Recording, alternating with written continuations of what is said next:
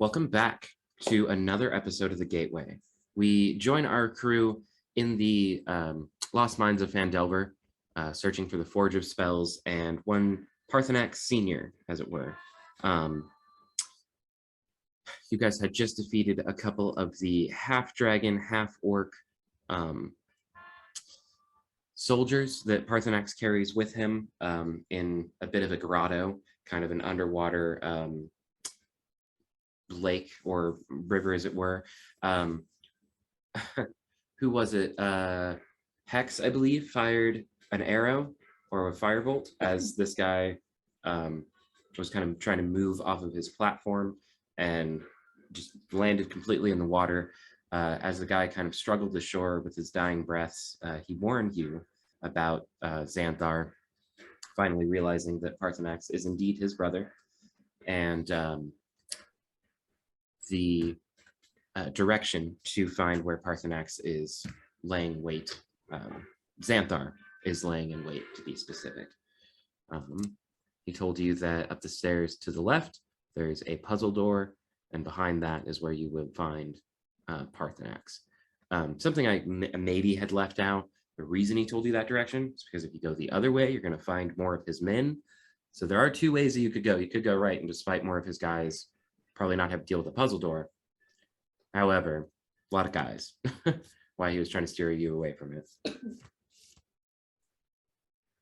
On the other hand, puzzle door.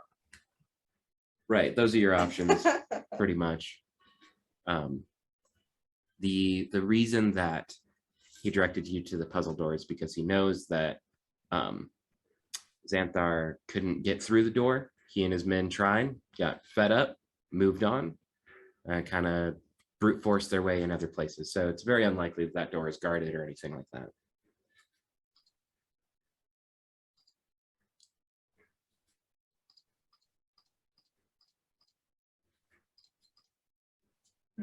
What'd you do? Okay, well. If you messed up, I'm trying to create celebrity. Oh, okay. Are we not seeing the right and left path on that map? Is it we just go up that, we can just go up that creek we're seeing now? So you guys could go up the creek if you wanted. It kind of goes underground. You're not really sure where that might lead up. But you do know that up the stairs is going to lead over to where he's talking about. Here, I can just open it up for you. Oh, it goes under the hallway. That's weird. Yeah, you can tell that it goes underground. It's pretty clear that it would go underneath the hallway that's upstairs. I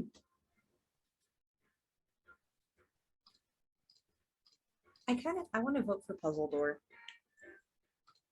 I do too, to be honest. Yeah. Mm-hmm. I think we're smarter than those other guys. I'd rather avoid more combat unless we're actually facing him, because we don't have McFluffy anymore. Mm-hmm. Which I feel really, really bad about. Something too early. It's okay. It is okay. You used it when you felt like you needed to use it. Okay, we can go to the puzzle door, but my brother and 20 of his finest men, and I point to the dead half-dragon on the ground, couldn't figure it out, so I don't know. I'll start shambling that way. Niken, make an insight check real quick. Everybody can actually make an insight check about this, because that's fine. Parthenax, you too. Sorry. I got an 11. Oh, okay. I thought you were like, oh, I'm not special. I'm not the only one who gets to make it. Niken is super special.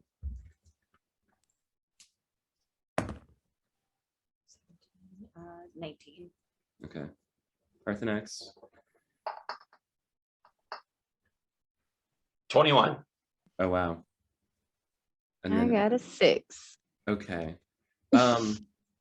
Parthenax, you're pretty sure. Everly, you kind of get this, or not Everly, I'm sorry. Sella, you get this feeling too, even if you guys don't vocalize it. But you both kind of think that Parthenax probably has the same demeanor about puzzles that you do, that maybe they saw a puzzle door and kind of went going around sort of thing. They probably didn't really fuck with it all that much.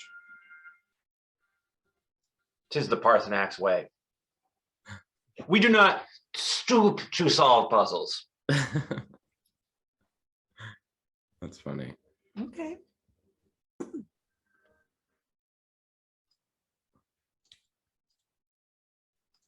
Cool. So yeah, you guys are kind of looking around. It's really quiet in this part of the dungeon. Parthenax, you think you might hear the skittering of feet kind of around the dungeon, assuming it's the little goblin that you had tasked with trying to find Parthenax before you Yes. come back and warn you. Your suspicions are confirmed when you see kind of around a corner one of the goblins like run in for a second and go, oh crap, kind of turn back around and run the other way. Like they haven't found him yet, so they don't need to see you. Okay. I think we might find him before the goblins do at this point, Parthenax. I know. Let's do the door. Baby, what? Oh, I'm talking about the cat. I'm sorry. That's funny. He's freaking out about something. Okay. Okay. So Parthenax kind of leads a charge in the direction of the stairs. Let's see here, I'll get Hex.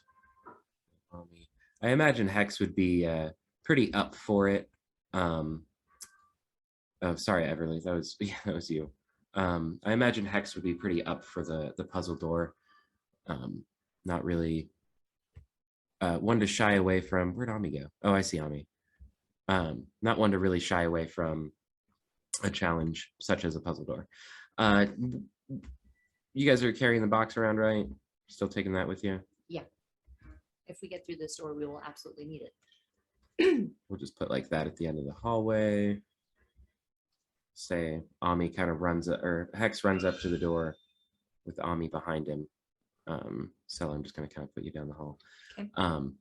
As you guys walk up or walk down this hall, you can see there are tons of prints that definitely lots of people have kind of walked up to this door, maybe given it a shot and then walked away.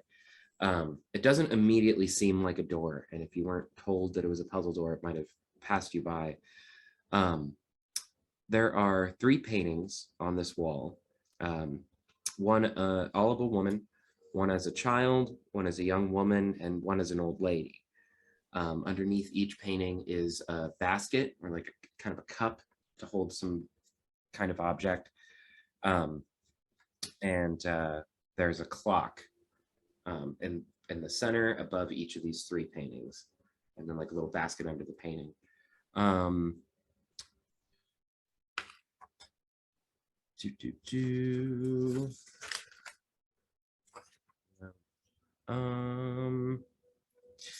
Niken, you and Sella both noticed pretty quickly that there are these 3 out of place looking stones kind of scattered about near the door. They've just kind of like rolled to different low spots within this area.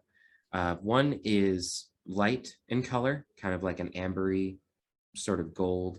One of them is clear or glass, maybe quartz, you're not sure. And then one of them is dark and black, like obsidian, maybe. Okay. I'll go ahead and pick those up. Okay. As you pick up the first stone, the amber stone, you notice that it is very light. Like you expect kind of a heavy gem, and you go to pick it up and it's very, very light. Like, I mean, we would know it's like a plasticky feeling, but it's a strange feeling. Yeah, amber, it does feel plasticky. So I was trying to describe that. The obsidian ball is very heavy, a little difficult even to pick up, and the crystal ball is about as heavy as you expect when you feel it. Okay. Right now, the hands of the clock are pointing. The hour hand is on. Which side is that? 9 o'clock. And the minute hand is right up at 12. So it's like at 9 o'clock sharp. On which painting? So there's a clock above each painting. Yeah. So which one's the 9 o'clock? All of them? Just the one clock. Didn't Yeah. you say each painting had a clock? No, there's just one Oh. clock above the three. Maybe I said above each painting is a clock and meant it just as like above the three of them. As Above well. all three. Okay. Yeah. Paintings, So baskets, and then clock. You've got these stones. Okay. Okay. Well, I guess I'll start trying stones. I'm gonna put them in the baskets. Okay. All right. Okay, guys. I'm gonna try this one first, and we'll see if it works. So I'm gonna put the amber one in the youngest picture. I'm gonna put the crystal one in the middle, and I'm gonna put the obsidian in front of the old one. Okay. As you place the first stone, you kind of expect the clock to start moving, but nothing happens. And once you have all three stones in, it's like the weight of this mechanism kind of distributes evenly, and the clock starts spinning. When the hands start turning around, the minute hand is just spinning, going around by the hours, and the hour hand moves from 9 to 10 to 11 o'clock and stops right at 11. So it's like 11 solid, Okay. 11 on the dot.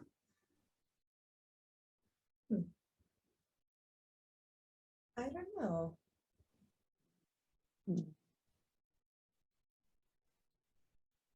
Somebody else want to give it a? It's where the amber would be in the first basket. It's the lightest. Maybe you did it right. This is just the second step. Maybe. What should we do next? so you put the amber with the kid, right? Yeah. Oh, you please. Amber should be the oldest one. Amber takes a long time to form. It's because it's fossilized sap. I figured it would be the lightest because someone young has less burdens than the other two. I was thinking color wise, so like crystal or the glass one should be first, like the kid, maybe like innocent is how I'm looking at it, clear, and then maybe amber for the next one, and then the old lady, maybe the black one, the dark one, obsidian. I agree with Niken. Yeah, let's try that one. I'll go ahead and I'll take the quartz one out first. I'm gonna see if the clock does anything when I pick it up. It stays solid. Okay, then I pick up the amber one. It still stays. I just drop them into I just switch the baskets. Once you switch the baskets, the hands of the clock start spinning around again. This time they go all the way around the clock and it stops at 10. Let me double check your order real quick. So you guys have the crystal one in the first painting, and then the Yes. amber in the middle, and the obsidian in the end. That's correct. The kid, the lady, and then the old lady. Mm-hmm. Yeah. And then Maybe mother crown. and the first solution was amber, crystal, obsidian. Yes. Okay. Okay, for sure. Yeah, you feel like you guys are really close. It's getting closer. I think I'm gonna try switching the crystal and the black one. Yeah, when you do, it's kind of like everything locks into place as soon as you set the second stone in the basket. It's like the weight distributes a little bit differently this time, and you can hear a loud lock like clicking as the baskets kind of move in towards the wall very slowly. You can hear stone grinding. And then from behind the middle painting, the wall starts to open and slide as the doors do open. Hex, get in the box! Okay. I don't understand mammals at all. That made no sense to me. All right. Okay, so 14. we'll say Hex climbs into the box, and it is kind of dark in this room up ahead. I'll say you guys don't have to like rush in if you don't want. You guys can kind of, take a minute, prepare, kind of thing. But as the door opens, it's just difficult to see really anything inside. Okay. Shows up. Niken, Everly, you are my employees. We should get you some red and gold going on. Sella, you are the prisoner. Everyone, Sella, prisoner. She's not our friend. Okay. Although you'll probably have to use my title when introducing me. So Lady Cerebellum. no, Sella Brumio. Oh, what did I say? She shoots you a quick glare and just returns to the topic at hand. Anyway. Are you guys having her like bound? Is she looking prisonery? Yeah, I'm sure. I think either me or Niken has got some manacles. Yeah, I got 2 on me. Hey, there we go. Mm-hmm. Yeah. Okay. So I'll go put some on her, but like in front of her, like so she's up front like this. Yeah, right. Okay. Wait, before we like lock her in, I think we need Sella to draw a couple accessories that are going to help sell this. We need some red and gold for Everly and Niken, and then some kind of chain or something to be leading Sella by. I don't think they're going to buy that you're just walking. Okay. Okay, yeah, that's fair. Okay, so I'll draw. First, I'll paint like some additional chain with a quick release that's hard to see. Go ahead and make a dexterity check. For Mickey. Yeah, just to kind of finesse a mechanism drawing it. Okay. And kind of so you have a quick release. I know I usually use performance for this, but we'll just go with dex for now. Just a straight dex, not a sleight of hand. Yeah, straight dex.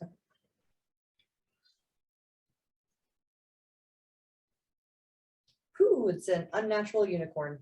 Oh wow, awesome. Dirty unicorn. Dirty unicorn, bringing it back. Okay. Yeah, no, you feel like it's pretty sufficient that if you needed to break out of this, you would be able to. Okay. Ooh, is it gonna look weird if I had my sword on my hip? Give me that. Okay. Give So me. I'll take off one of my belts, the one that has my sword and my dagger on it, and you've got Mhm. that.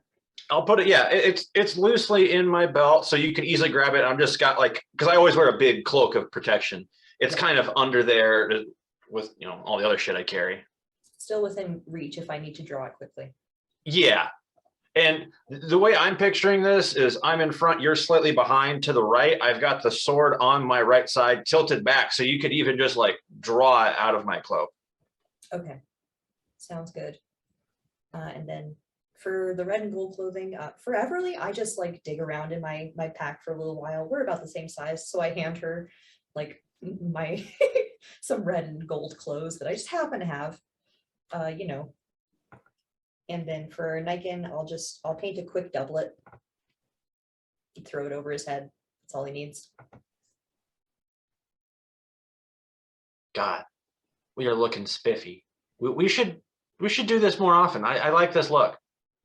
I think we should take a group selfie. Can you use prestidigitation to make me look a little beat up? Like you guys roughed her up. Yeah. Let me read the spell and make sure, but I don't see why not. You might, yeah, you could probably make like a dirt smudge or some. I can instantly get clean or soil an object. There we go. Yeah, no. Nice. Okay. Just do a quick run over. Yeah, you got like a little bit of a bruise right here, some scuffs on you. I don't look like I've been treated badly, but definitely not like a lady. Yeah, there we go. You definitely had to run. There's some like bush scrapes. Okay. Sounds Okay. good. So once we see them, I guess I got to start bullshitting. to create a distraction. Sella, you don't speak until spoken to. I'm getting into character. Yeah. And Niken, at the first opportunity you see, you need to disappear. I will try and bullshit like he does that all the time. It's kind of like a dog. When you let them off the leash, you don't know where they go, but if you call their name, they come back eventually. I will also make sure that I'm wearing my signet ring, which I don't usually. So I'll pop that on my finger. Do we have your bounty poster where it's I'm guessing it's got a picture of you? It's Yeah. right here. Here's the bounty poster. Which was set out from your parents. It was sent out for my parents, so it's still an accurate picture, but Yeah, if this is probably the picture that he's seen, right? he's probably seen that and maybe a couple of my portraits. We've never met. Okay. before, no.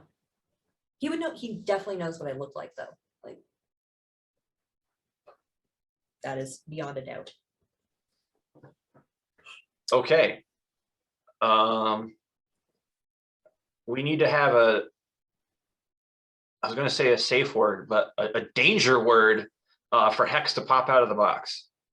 Pineapple. Pineapple? What the fuck's a pineapple? How is it pineapple again? That's the safe word in yours last time. That's Yeah, hilarious. what made you pick pineapple? Well, Speak of the devil. Whoa! I think that might be a little too out of context for the current conversation. Maybe You You mean a manticore peach? You mean a manticore peach. Okay, so Oh my god, that is a manticore peach. for just joining us, Brandon, I'll give you a small update. You guys quickly solved the puzzle door, pretty simple one, but the doors opened for you into what you guys presume to be the final chamber where Parthenax is at, and we're just kind of discussing a not safe word, danger word, I guess, for Hex to pop out of the box. Signal. But yeah, the signal. Danger zone. Yeah. Sorry, guys. Yeah. Mondays are rough for me, so I apologize for being late. I'm glad you're here, man. No worries. Yeah, we're Yeah, just man. out of here. The action's not started yet. No, you were just in time. It was pretty funny. It was like, what's the word for Hex to pop out of the box? And I saw you joining the meeting, and I was like, speak of the devil. You did miss the puzzle door, though. That's okay. Yeah. All right. So, getting caught up here. I see where we are. Is it actually my turn? No, We're not in That's initiative or not- anything. Okay. We're getting ready. So let me explain the situation so far. We think my brother is not far from us.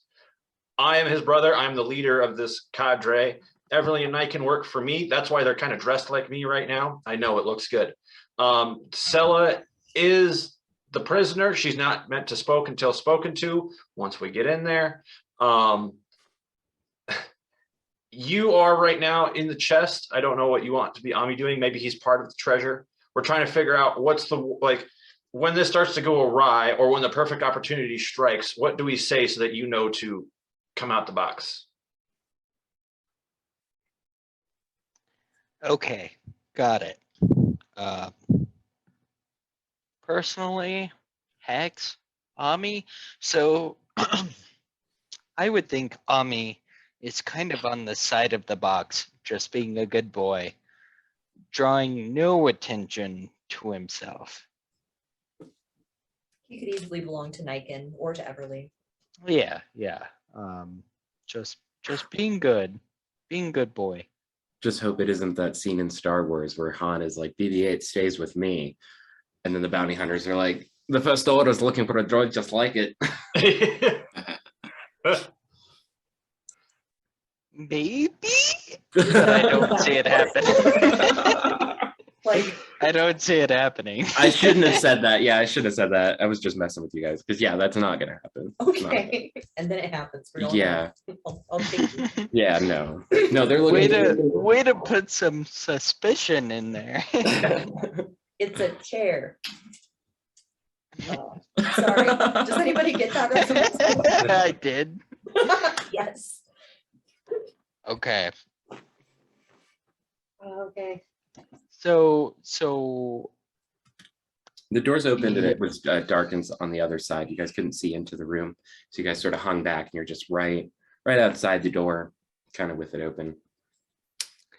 So Hex, as he got into the box, relayed the word ratchet. Ratchet. Ratchet. Okay. Like that's totally ratchet, or God, I need a ratchet. Either Same way. word. Okay. The same word. Sorry. regardless of context. This whole thing is He's gonna, Sorry. if ratchet is said, he's gonna come out swinging. If we say ratchet,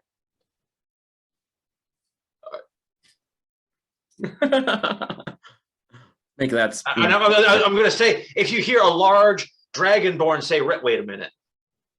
Yeah. How about a phrase? Don't listen to any dragonborns. Maybe Sella, because Nikon's probably gonna be hidden, so I'm not gonna say nothing. Okay, so I heard Sella. Do you want like a phrase? Sorry. No, yeah. I mean, that works. We can just pretend that Ratchet is Ami's name temporarily. Yeah. That's awesome. Yeah. That's a Love good it. idea. That way we have to like specifically reference, oh yeah, and this is our dog Ratchet. And then we know. what 10 about out of the- 10. Yeah. Love okay. A little more specific. Very little chance that the other Parthenax will know to say anything like that. I won't know to say anything like that. Any other preparations we need to do? Any holes in my flawless plot device? Everly, you've got your crown of mind reading, right? Yes. Mhm. Maybe start using that as soon as we get in, just to kind of feel out the, like keep an eye on the tone of the other party.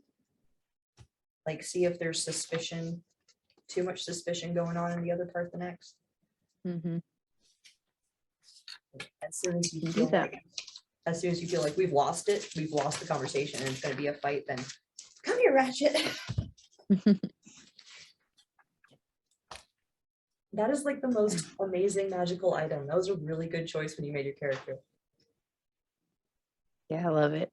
Had to nerf it only slightly, but yeah, that is a good. Mhm. Supposed to have the power of suggestion with it. Mhm. Ooh, I don't know.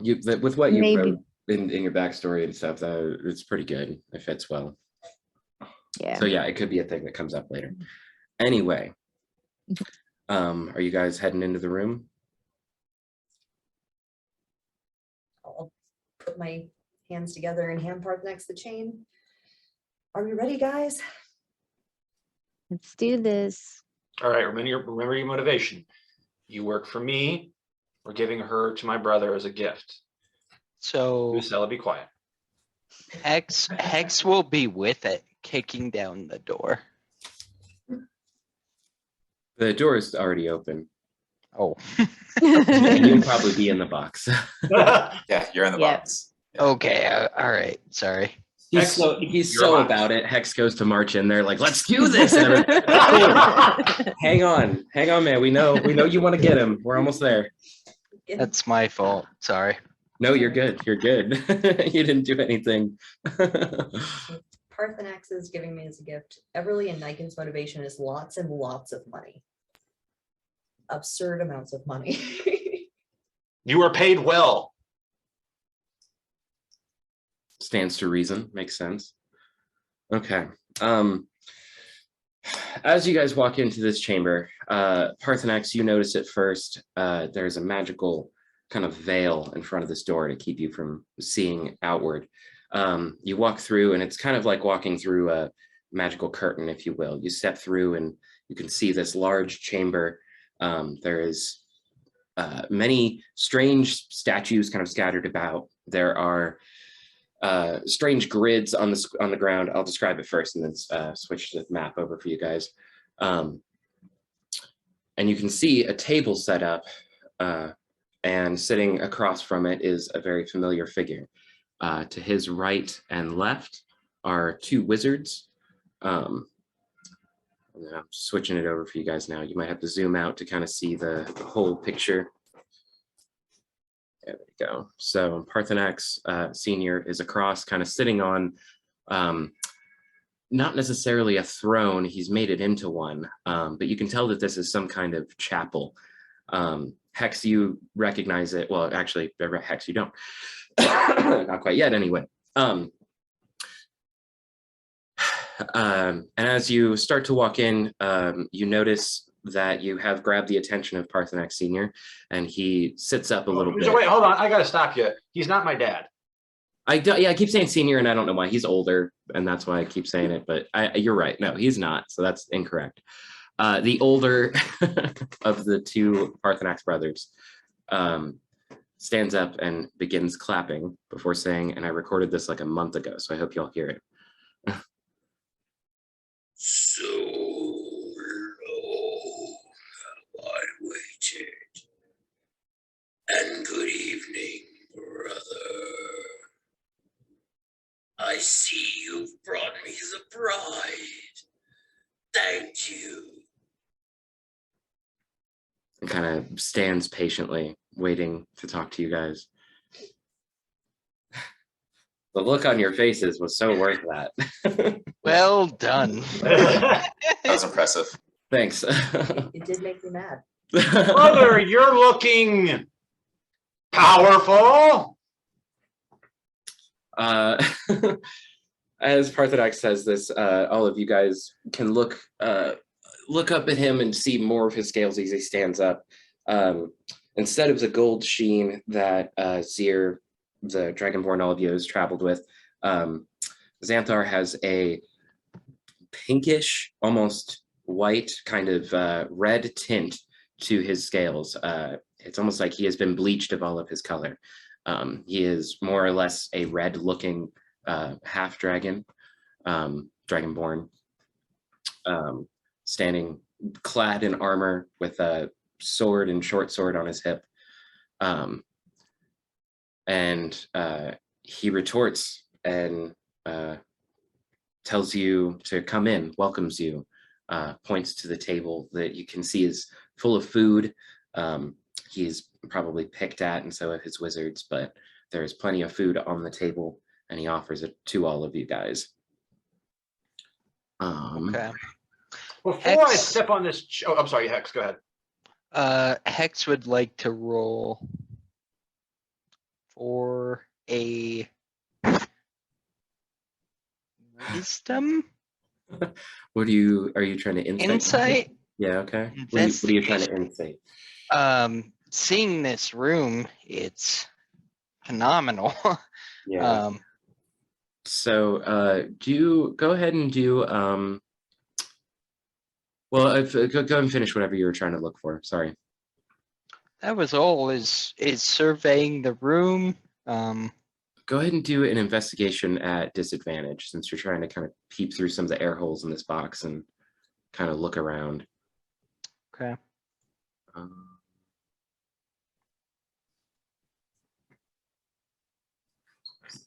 16.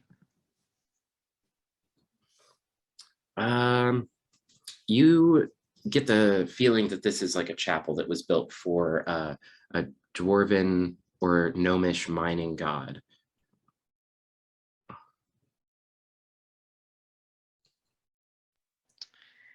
Put the Hex is a little apprehensive. For one of the first times you've seen him kind of step back and actually look at everything that's going on, he holds Tommy back. You're in a box. Oh, Ami's outside with us. Through Ami's eyes, you can be Hex. totally. Well, Hex- you can Hex see outside of the thinks. box. We did that last time. It's kind of got like decorative holes you can see out of. So yes, you still saw everything. Yeah, because I blew the fireball. Firebolt. Yeah. Something strikes me as off. I guess you feel a rattle of the box and Ami picks up on it and goes down to his hunches. Okay.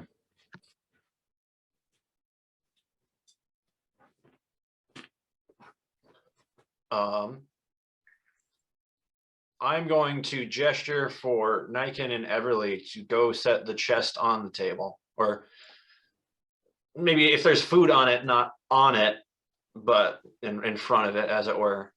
Like right there. Yes. I think that's a good spot too. Can we move that, Nick? Put Yeah. it right there. Yeah, I got you guys.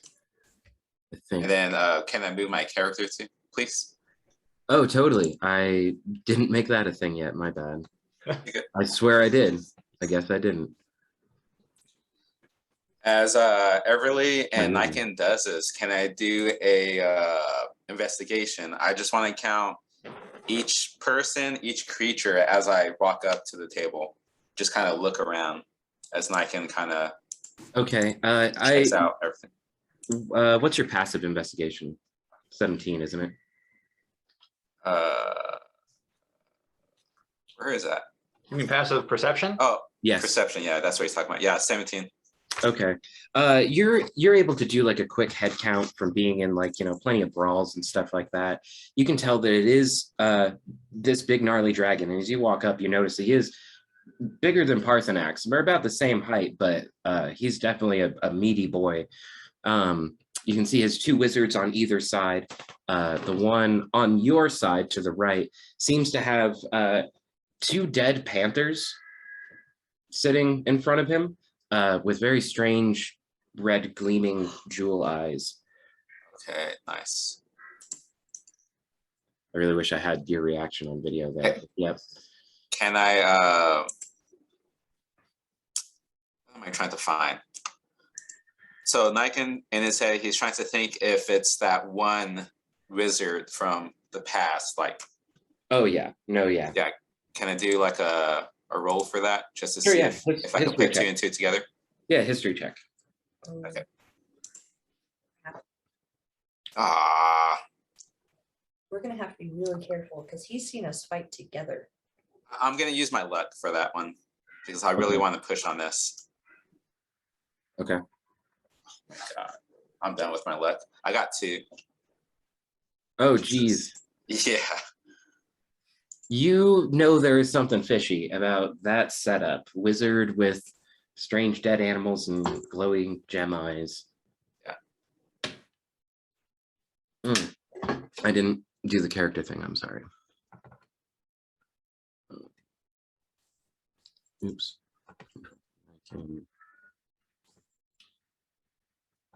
So Hex, you feel the box kind of move a little bit and kind of go a couple of feet, and then you do land what you assume is closer to where the voice was coming from recently, or just a few moments ago.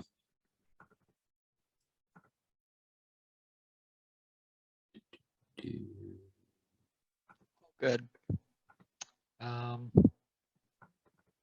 Ami is holding pace with the box. Excellent. I have another recording. I think it's for a second line of dialogue, but it's been like 2 months since I've heard it. So if this doesn't make sense, forgive me, but let me play the second track and it might move things along a little. I assume you've also located the forge. Bring it to me. Prove your worth and loyalty to the family. To me. That last bit specifically does not sit too well with you, Zir. Him trying to have you prove loyalty to you is not, or to him is not something that you would expect, or that somebody of your family would normally do. It's all about the family as a whole and not an individual. Hex, upon hearing this, you kind of put a picture together in your head about all of the imagery that was spread throughout your homeland about him being this superpower and being like the force that was uniting these nations, not his family, not the Parthenax family, but this guy specifically. So can I ring through? Is there something about this voice that strikes me and really because the voice shivers me? For sure. Yeah, there was definitely some propaganda that was put out there, little magic mouths sent throughout your land that would kind of just spew his message. And every now and then that specific part, prove your loyalty to me, kind of stands out. You've heard that before. Okay. So I'm in a box. I'm waiting for the word ratchet. But I hear this and it makes me cringe. I don't do anything yet. Make a wisdom saving throw for fun. That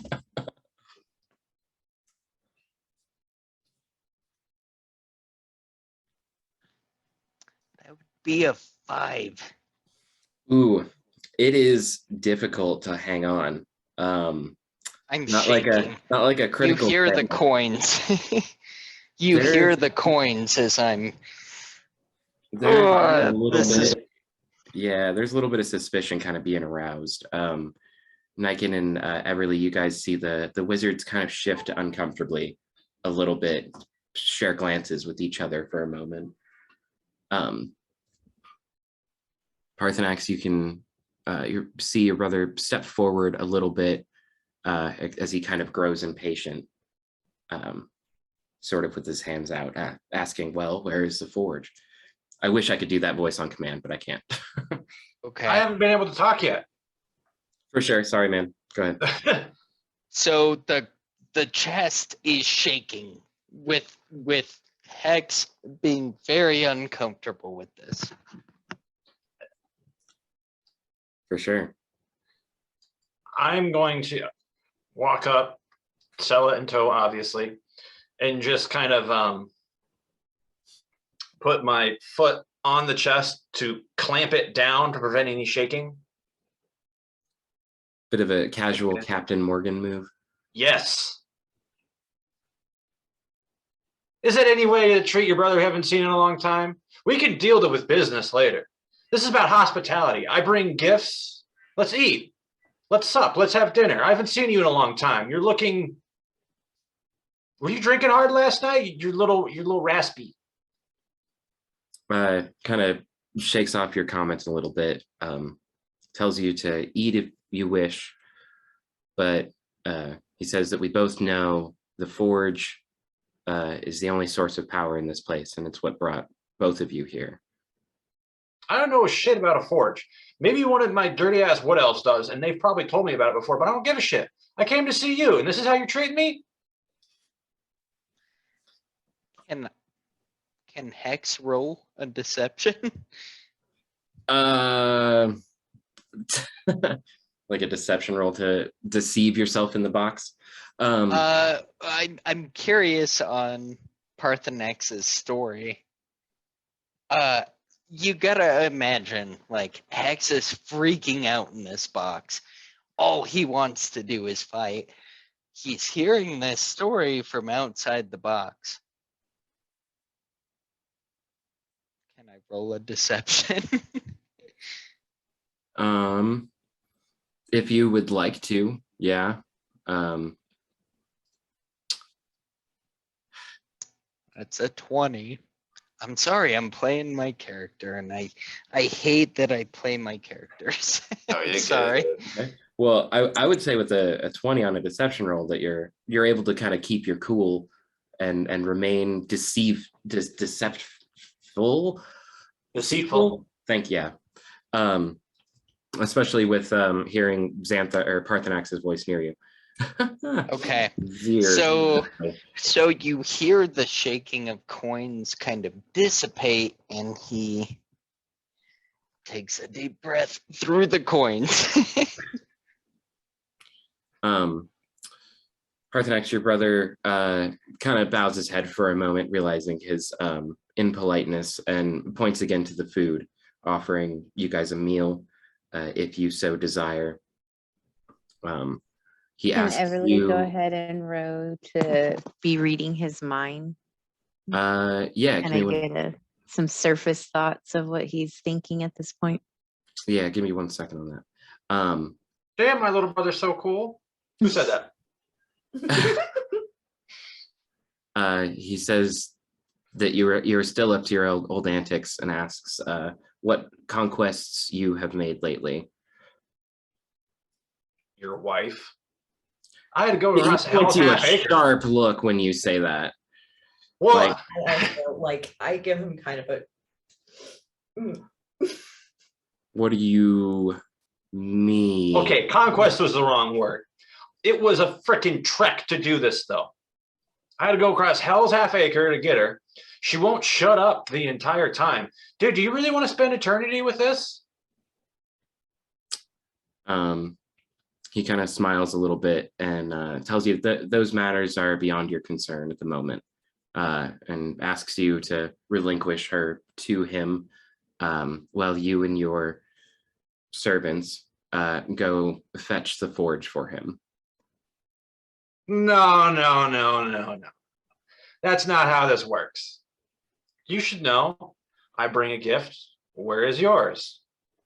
I'm not going to leave my present here with you while I go do work for you. I'm not your employee. I'm not one of these laymen. And I point at his two wizards and my party members. Ratchet barks. You're just saying it in the box. Just say it anyway. If I say it, doesn't make it true. Okay. Before we continue on with that one, Everly, what is the spell that's used for this one? Detect thoughts, I'm pretty sure. Okay. It's from my helm of telepathy. It just says, while wearing this helm, you can use an action to cast the detect thoughts spell. As long as you maintain concentration, you can use a bonus action to send a message. For detect thoughts. That's really all it says. Automatic. It is a save of a DC 13. I guess that would be if they're aware that I'm doing it. Well, they would be aware because you're like probing into their mind, and that's kind of what the save is for. Because the detect, it says it's at will, but it doesn't really say. Yeah, the target knows you're probing into its mind, unless you shift your attention to another creature's thoughts. The creature can use its action to, on its turn, to make an intelligence check contested by your intelligence check. So kind of like a psychic battle sort of thing there. So you do know that he'll know that you're trying to poke into it if you try this. Yeah.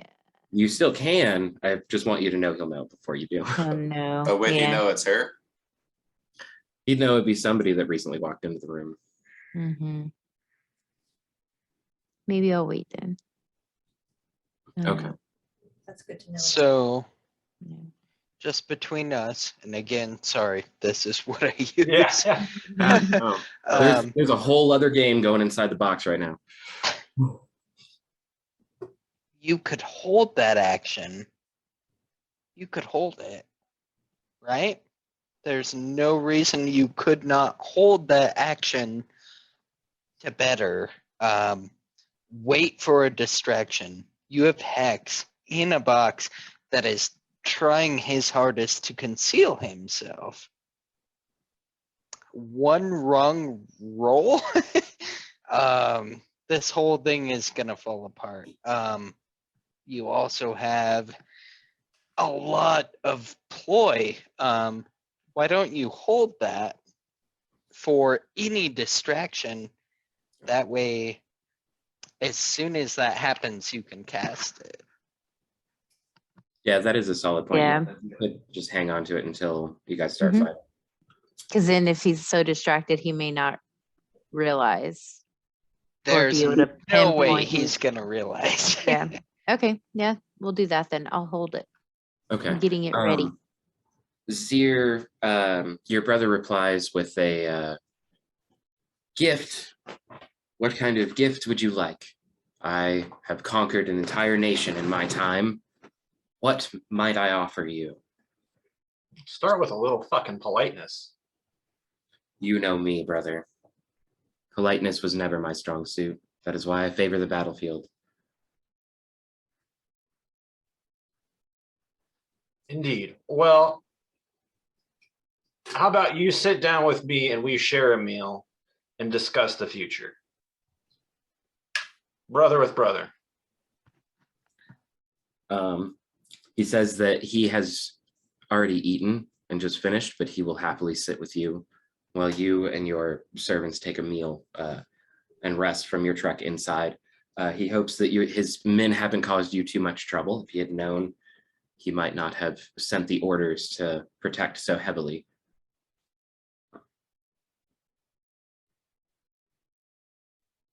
Well, if you're full, have a drink. Come, sit.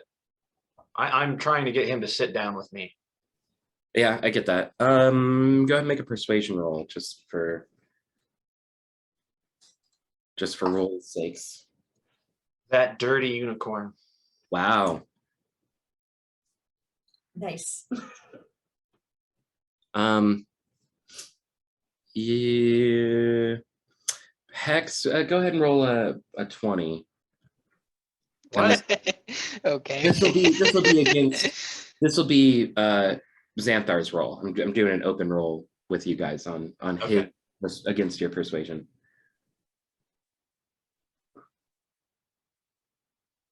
There's a +2 on it.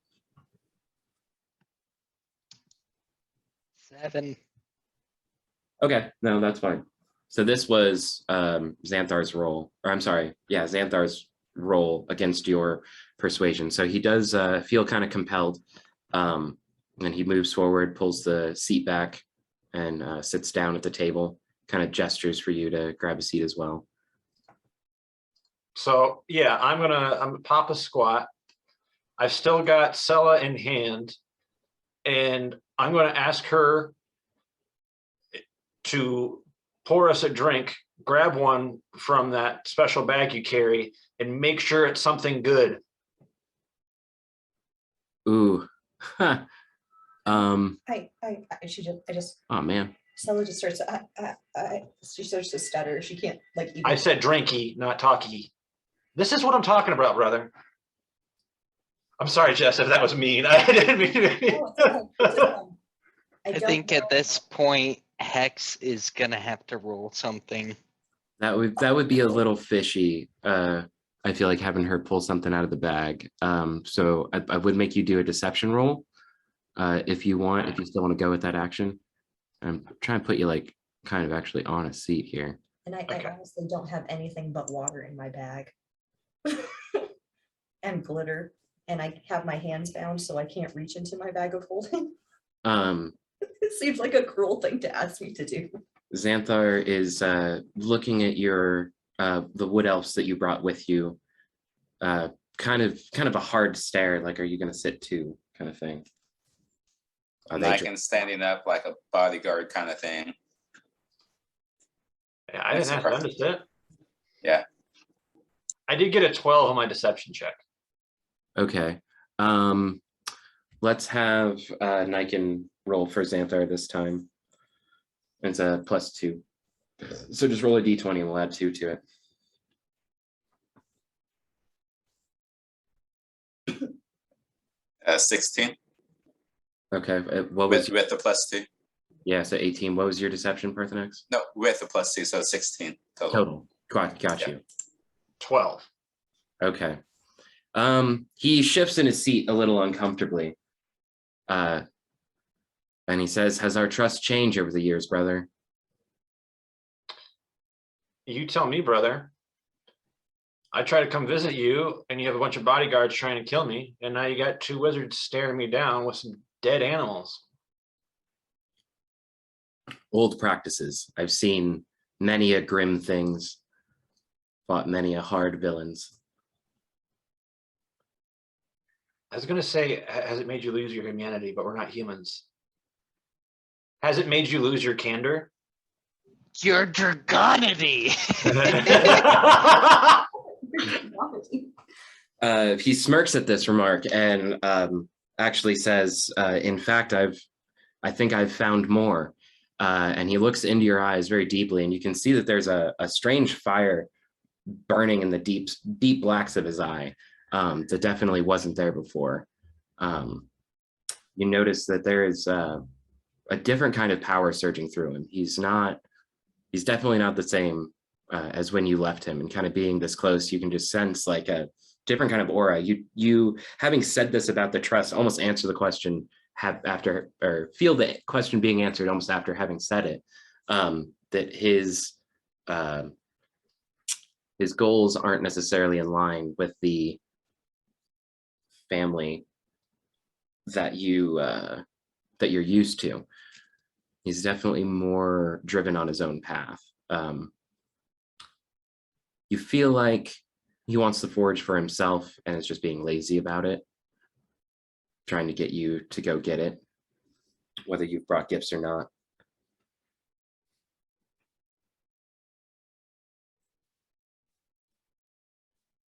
Well, where is it? If you want it so bad. Here, somewhere. I made it to this temple and have decided to take rest for a while, and that while the rest of my men search the dungeon trying to find it.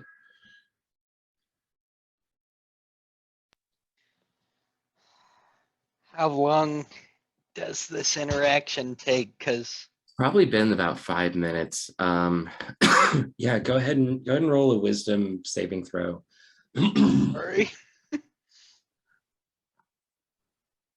Stella's gonna, she obviously can't do exactly what Parthenax asked her to do because her hands are bound. Got a 10. So, Okay, you're barely hanging on. Even with the 5 earlier, I feel like doing a 10 too. It's like the box is getting smaller. It's like the air holes are closing up. It's kind of like it's the light on the outside is fading. You're not sure what's going on. The beginnings of panic attack are definitely starting to set in a little bit, and you're like, this is going on too long. I thought I was only going to sit in here a minute. Yeah, so Hex is very used to this kind of stuff, but with a 10, you just hear these coins that are on top of him.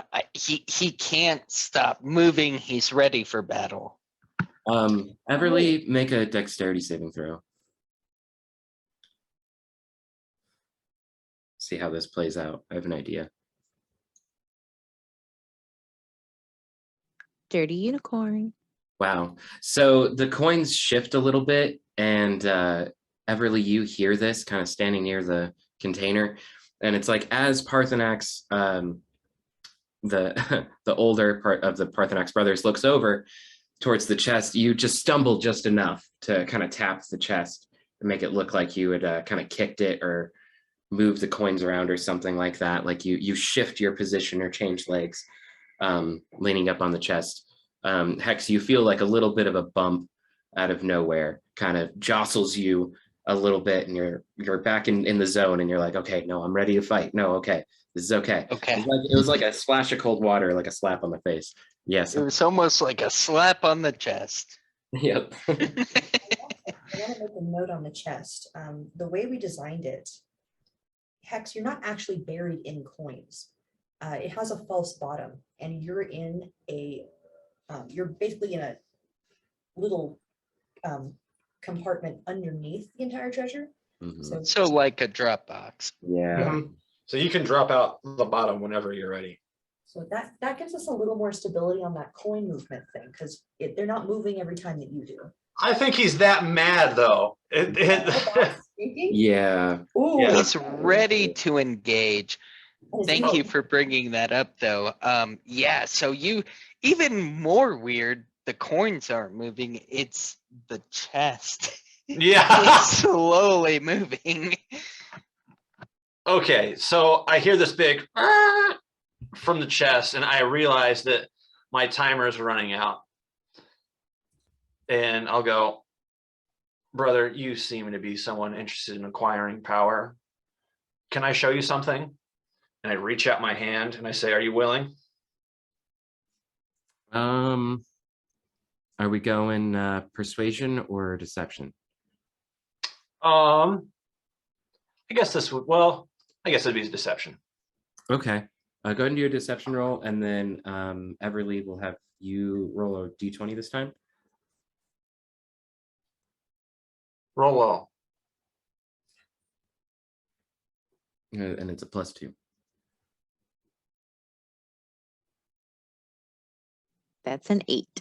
I got a 9. Oh, wow. Nice. That's insane. Hesitantly, yet at the same time, almost like out of familiarity, he puts out his hand in yours. I grab it. How high is the ceiling in here? You can't really tell. It's real high. Is it more than 500 feet? Probably not. I'm going to grab his hand, and he just said he's willing. So I'm going to dimension door us up to the very top so we can drop all the way down. Okay. Okay. Oh gosh. Interesting. Hex is about to pop out. I kind of like it. Okay, so what are the components for that spell? Nothing. It's instantaneous. It's verbal. It's verbal. Okay. You're not getting out of this. I'm not getting out of this. You said you're willing. Because I decided to Yeah. roll over it too. Okay, yeah. You cast a spell, and it's like you say a word, which what is that word for your dimension door, I guess? Does it have to be one that I use for dimension door? I would imagine so, yeah. It's Okay. like the word that You casts the better not forget it. Yeah.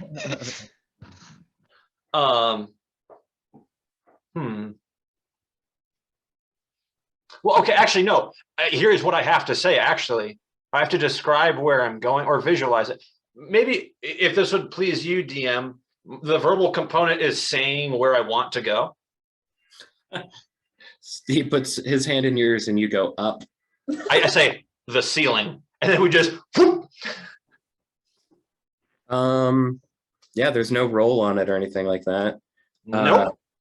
Because I said I'm willing. So yeah, you guys dimension door quite a ways up. You're not really sure how far you're going up. But you kind of pop up in the ceiling. Just before you do, you see the light flash in his eyes. And as you both kind of dimension door up, and at the top, he says to you, So it's treason. and you both start Sound gross. let's roll an initiative and then take a quick break. God, that freaks me out. Good job done. The voice was worth it. I got a 5. Hello. So, DM, how high up are we? I was probably gonna say like 100 or so feet. like a really high ceiling. I mean, it's a chapel in a cave. You guys are pretty deep down. But if one of those So wizards doesn't have feather fall, I'll eat my hat. so you're not entirely sure. I don't have feather fall. I am Yeah. just determined to taking this guy out. So much so that I'm willing to kamikaze myself. Whoa. I couldn't fireball because you guys were all standing too close to me. Okay. That's kind of funny. Okay. 20. Who got who was high on initiative? Who got like 20 to 15? I got a 21. I only rolled a 1, so I have a 10. Okay. Jeez. I got a 4. Oh no. We're gonna I think die. I- I 12. got a rock. I heard you, Niken. Parthenax, how'd you do?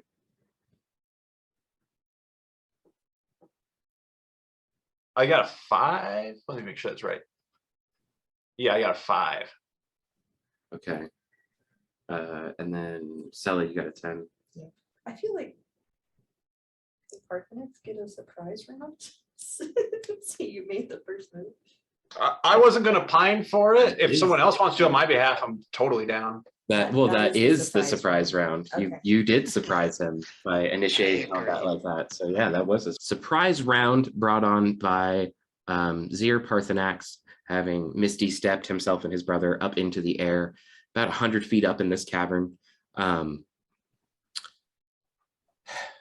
As this happens, I was gonna say, Everly, you had held your action for things kind of going down to read Xanthar's mind. What is the range on that spell now? Let me check. Because I don't want to say it's impossible for you to still do it, but I just want to Mhm. check, see if you know Um, Parthenax said up or what have you, and you kind of kept focus and looked up there and saw.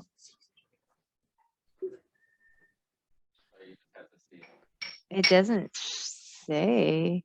And say, Mm-mm. maybe I still have it. Range She area. just has to see it. Range area It- itself is what it says, which doesn't even like. It means if she can see it. Yeah, pretty much means that if you can see it, if it's within Mhm. your area. Now, 100 feet isn't like insanely far. That's reasonable. You'd be able to see somebody 100 feet away. Just thinking, oh shit. Yeah. Yeah. I'd say he's pretty reasonably distracted, so he won't. But I do think like that's probably mostly all he's thinking at this point, but maybe maybe there's more there than him just panicking. I don't know. I guess it's worth a shot. Okay. So it's a wisdom save, right? No, it was Or it's a DC of 13, but do you think that would be like if he realizes it? Or because it really doesn't specify. Disadvantage. yeah, you would have disadvantage for sure. Which either way, I rolled really low. So now you're There you definitely go. able to probe into his thoughts at least briefly. Mhm. And it does wind up just dragonborn cursing, just really vile slurs of him just angry and kind of thrown off, crazy upset. I do speak Draconic, so I caught every word. Yeah, you know all of them. You know exactly how he feels about his brother in this moment. Yes. It's kind of hard not being creeped out being inside this guy's head. Like the voice is far greater and more bassy.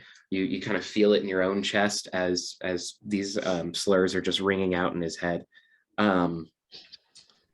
Yeah, so you definitely know that he's thrown off and distracted at this moment, very filled with rage and stuff like that. So we get to the top of the initiative with Hex, who, or no, I'm sorry. Let's do Parthenax and Xanthar that are falling. Xanthar, who is crazy pissed off about this whole thing, just clutches onto you, and kind of gives an if I'm going down, you're going down with me kind of thing, and attempts to grapple you. So strength check, please, Parthenax, to kind of keep him from putting his A check or a saving throw? Grappling is a contested strength check, I'm pretty sure. Okay. Natural 20 for a 23. Wow. Yeah. Can't touch this. I rolled 19. So nope. Yeah, you're definitely able. You had the upper hand to kind of, yeah, shift his motion away. Is there anything you want to do? Is there anything I want to do? Yeah. I'm going to cast a big gnarly fireball. And since we're both resistant to fire, let's make it spicy. Lightning. It's going to be a lightning ball. Okay. So he needs to make a Disadvantage. dexterity 15. Totally at disadvantage because he's falling in the air. That was a 13. That was 11. His dex is +1, so we got 12. Okay, so he gets the full 26 points of damage. Okay. Right after you guys. 1 second, can I look at something before I confirm that? Mm-hmm. No, okay, yeah. I don't have the thing to reroll ones anymore. So yeah, 26. Okay. You guys all see the Parthenaxes disappear and kind of shoot up into the air. Well, not shoot up, but Everly, you notice them reappear up in the air as Parthenax was saying up, and you understood it in Draconic. Out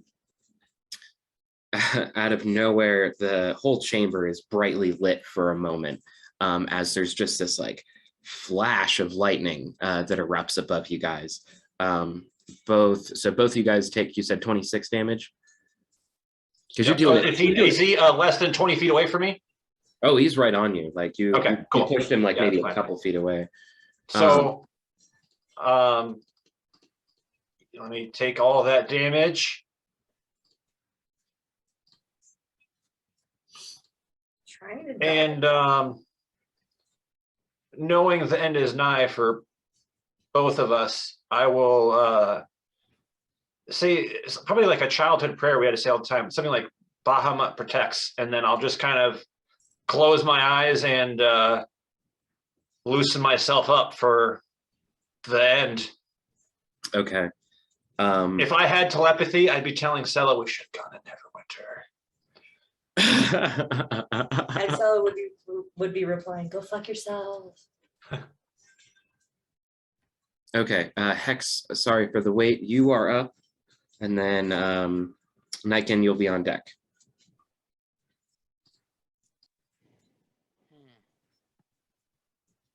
So I will give you as a free action the ability to spring out of this box in any direction or pose that you like. It won't encumber you in any way to move from the couple of squares inside the box to a square outside the box. Okay. So, Your only requirement is you have to look cool while you do it. yeah, I'm gonna look pretty cool. He's Hex has been waiting for this. Breaks out. Oh yeah. Breaks out as what was it, Parthenax, a fireball? Lightning ball. Lightning ball. As the crack of the thunder happens, he breaks out of the bottom of this chest and is ready with a firebolt. So he's gonna launch it right after they get hit with that lightning, thunder cracks, here's fire. Right on. Which side of the box are you getting out on? That's a good question.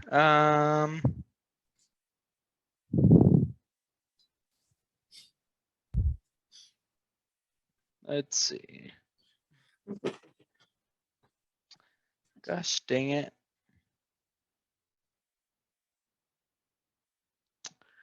I can't move my character. Also, if this is Oh, you can't, my bad, man. But I did it for sure.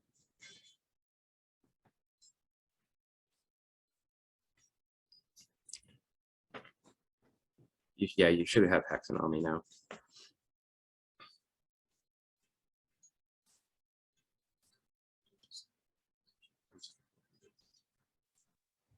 Okay, cool. So he drops out. Hmm. Ready. He's gonna blast from basically the bottom of this. Hard to convey. It's right out the bottom. He's just ready to blast. All right, who you shooting at? You could hold it too if you want for somebody who's like a clear target. The two wizards are kind of just starting to gather themselves and kind of realize what was going on after the lightning flash. They kind of realized where Xanthar was, but obviously they haven't done anything yet. No, I feel like he definitely would have dropped out and blasted.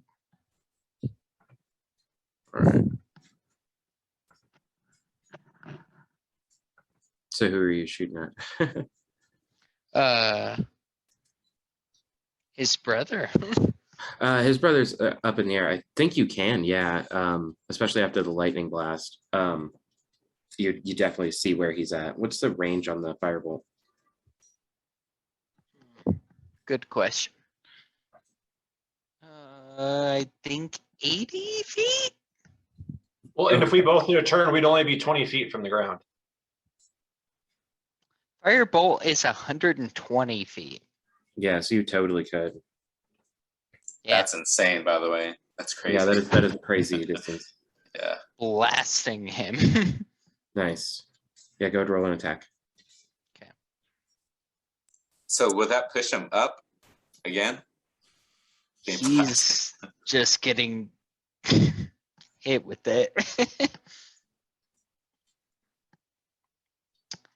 That is a 17. That shit. Where's the AC? That hits. Hex pops out, hearing everything, blasts up. Okay, what's your damage?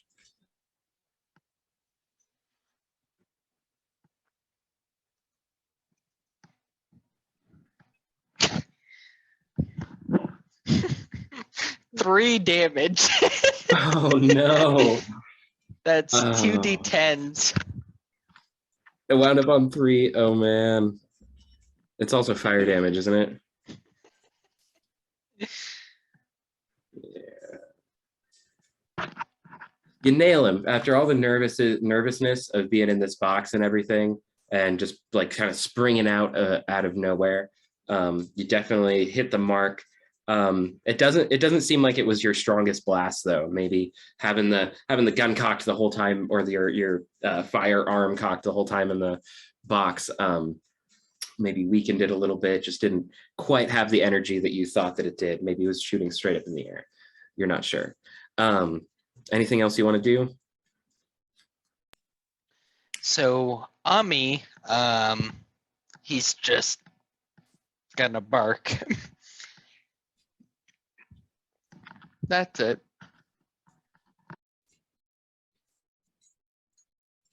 Oh shit. Boop. Okay. There we go. Thank you. Yep. Okay. So the wizard off to the right, you guys kind of maybe have recognized him, or at least recognized the animals.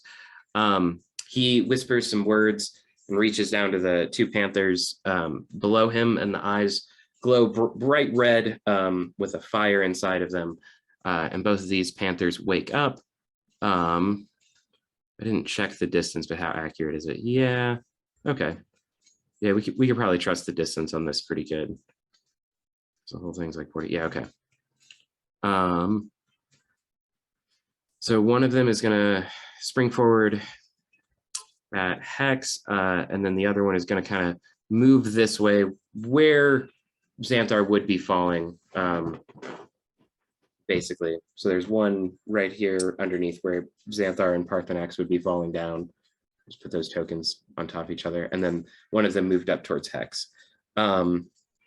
It's gonna take a bite attack at you.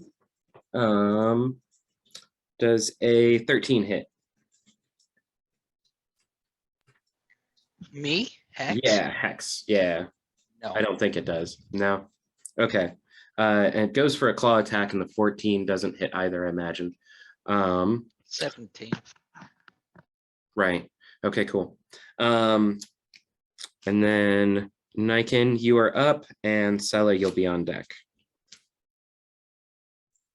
Now that it's my turn, Niken's turn, how high is Parthenax? Or Parthenax? They're getting down there. They're pretty close to the ground. I need to know how close, which is why I'm asking. We'll say they're about 20 feet. I know it's kind of a slow fall, but So they're 20 feet from the ground. yeah, they're pretty close. Okay, so I'm gonna use my levitation, and I'm gonna try to take control of our Parthenax and kind of steadily, gradually bring him down to the ground. Okay. Okay. Is there a save for that or anything like that? I would hope he's willing. I'm willing as fuck. Yeah. I am praying like a good boy right now. I am falling like this. Like Bahamut, help me in any way you can. You see Niken looking up, and we just lock eyes, and I see him like talking to me through his eyes. So Yeah. Granted, I know he's willing. you just saw like a firebolt blaze past you. Let me see. Pushing and pulling against a fixed object.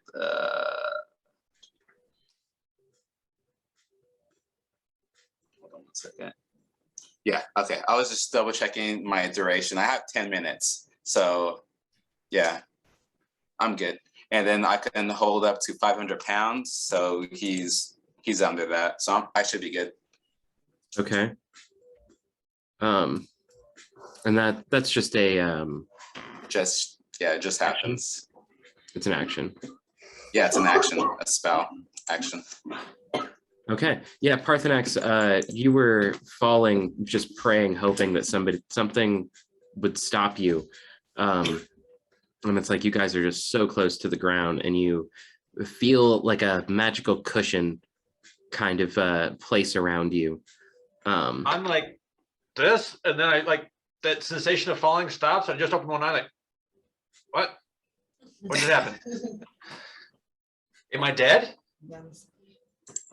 Yeah, right. Oh yeah. So okay, yeah, 60 feet away. Cool. Yeah. Okay, cool. Yeah, no, definitely. Are you moving him which direction, or are you just stopping Yes, him? I was gonna say that. I wanna kind of push him back here because I'm guessing, I don't know, but I'm guessing they're both right here, falling from the sky. So I'm gonna kind of push him up a little bit more this way, yeah. So his Okay. brother falls, yeah. Out I'm of the hoping his way. brother falls right there, yeah, out of the way, basically, yeah. Okay, nice. Okay. Do you want to move anywhere yourself? No, I am good, but I was gonna ask, is it kind of dim in here? I know we're in the cave, but I'm not sure about flames or. So the edges are fairly dim. It's like the border of this whole place has got a bit of like dim into dark light in the corners. Most of the middle of it is pretty well lit, either magically or by sconces and fires that are burning. Okay, so where I'm at right now, I can't hide in any way. Not in this immediate area. You could climb under the table and try. I mean, that would at least give you cover. Yeah, I'll do that. Okay, so I'll bring down Parthenax, coming down, and then I'll go underneath the table, use my bonus action to hide, Okay, and then I'll end my turn. there you are, actually hidden under the table. I put him. There you go. I put him so he's like actually under the table. You can see That's him. great. Okay, what would you get on your stealth? Let me see. The first one's 21, but I'm gonna use my advantage just to see if I get a higher number. I did not, so I'm gonna use my 21. Okay, no, yeah, that's pretty good. Parthenax, as you're kind of like floated to the ground on this other side, kind of near the shrine or throne, what have you, you can notice that the wizard off to the left here, who's kind of, your back was to him the whole time, looks painfully like Vince. A little fucked up, little something maybe wrong in the face, but pretty sure it's Vince. Looks like 95% like Vince. Fucking told you guys. Like, no, spare the old man. Look. As this wizard who sees his master falling, casts a similar spell, attempting to slow down Parthenax, but he can't quite get it ready in time, as he is like just right there, kind of on the border of the floor. So he didn't do it? So he's not going to be able to. It's like he's too close, but he hasn't hit the ground quite yet. He's just like right there. I want to finish the initiative and do it at the end before the. Well, I'm just going to counter. Like, I'm going to counter spell it if he actually does cast it. Okay, that's fine. So yeah, you see him going to do this spell to try and slow him down. And he gets counterspelled. So he kind of stands there with just a look of like appalled horror on his face, kind of looking around and almost backing up a little bit, like, oh shit. Sella, you're up, and then Everly, you'll be on deck.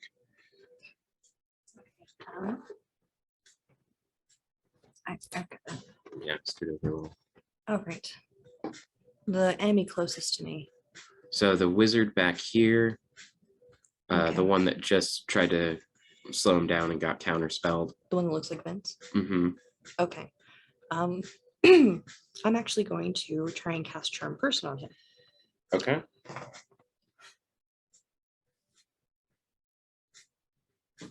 So that is a Wisdom saving throw 14.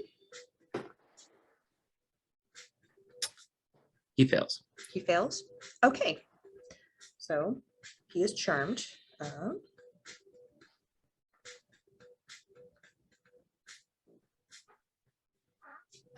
Charmed creature regards you as a friendly acquaintance. When the spell ends, the creature knows it was charmed by you. Duration 1 hour. Okay, so that should deter him from attacking, at least. You're pretty sure. Okay. And then I'm going to, I just saw Parthenax fall out of the fucking sky, so I'm going to give him an inspiration. So I see him land. Thank Bahamut. And I'm going to yell that in Dragonborn. Draconic, yes.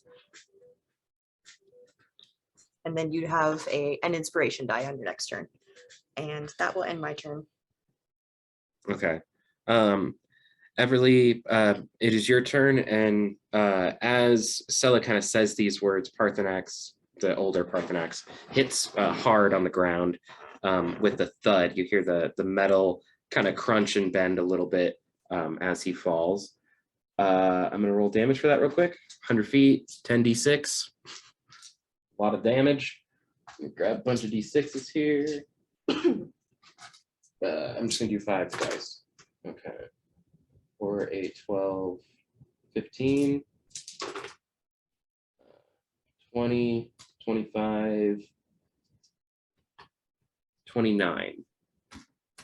29 points of bludgeoning damage as he hits the ground. Solid, hefty thud.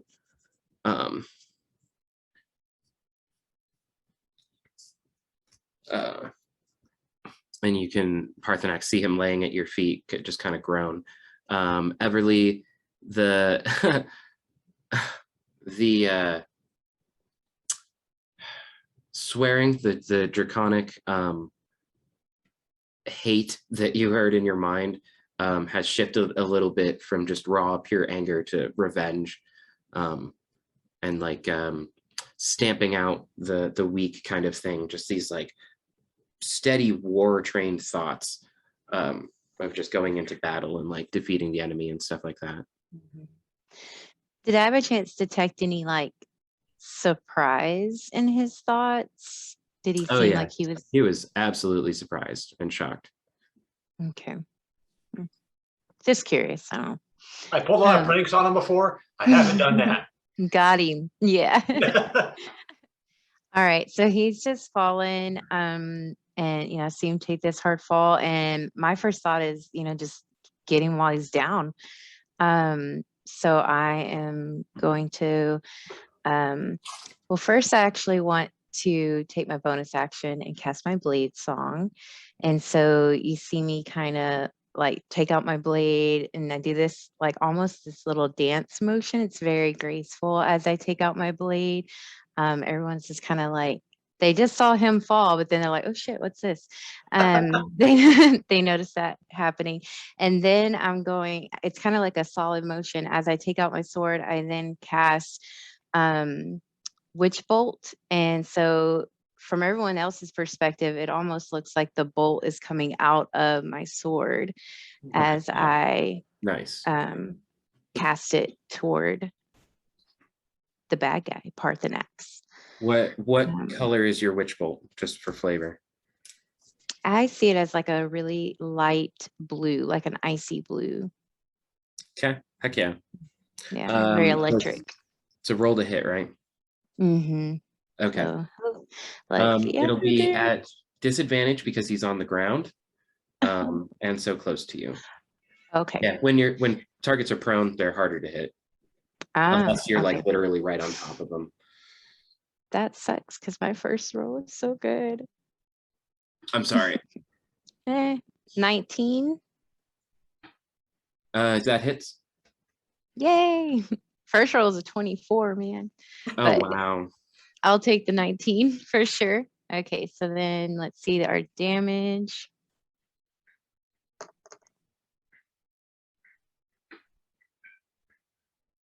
$15 lightning damage. Very nice. Yeah, he sits there and just gets zapped again, and kind of just mutters, I'm tired of being shocked. Okay, we're back at the top with Hex and Ami. Okay. So where in relation is Parthenax to me? You might have to zoom out a little bit on the map. You'll probably see everything. Up in the top right corner, there's a little slider to zoom in and out so you can see more or less of the map. Gotcha. Yeah, because he's like top left. It's not Okay. too far away from you. It's not that, it's this? So that's the panther that just attacked you. That would be Parthenax, the younger Parthenax. Oh, I see. Okay. I'm willing to take opportunity of attack. He's bolting it. his entire move is so he The Parthenax you're fighting is the circle, by the way. I don't know if you're underneath it now. Are you underneath it now? I see it. So he hand smoking from dropping out the box. Seeing everything going on, he's bolting it to cover Parthenax. So he's right near him, Human, and human he's tiny willing. Peter, gnome shield. Right? What? You're gnome shielding your Parthenax. I don't know, man. I get in front of Parthenax. Okay. Regardless, I understand I'm gonna take some damage. Maybe. Nope. You're good. Panther swipes at you, misses. You can tell the decrepit claws don't move quite as good as they should. So hand smoking, he sees everything going on, bolts it, brushes off a panther, and is guarding Parthenax. Panthenax. Yeah. Okay. No, that's awesome. Now, Ami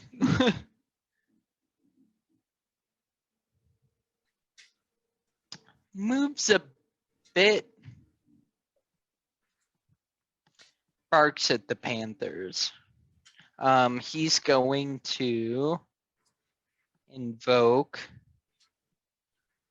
his move, in which if anyone engages these people, as long as he is not the primary objective, they get disadvantage. Okay.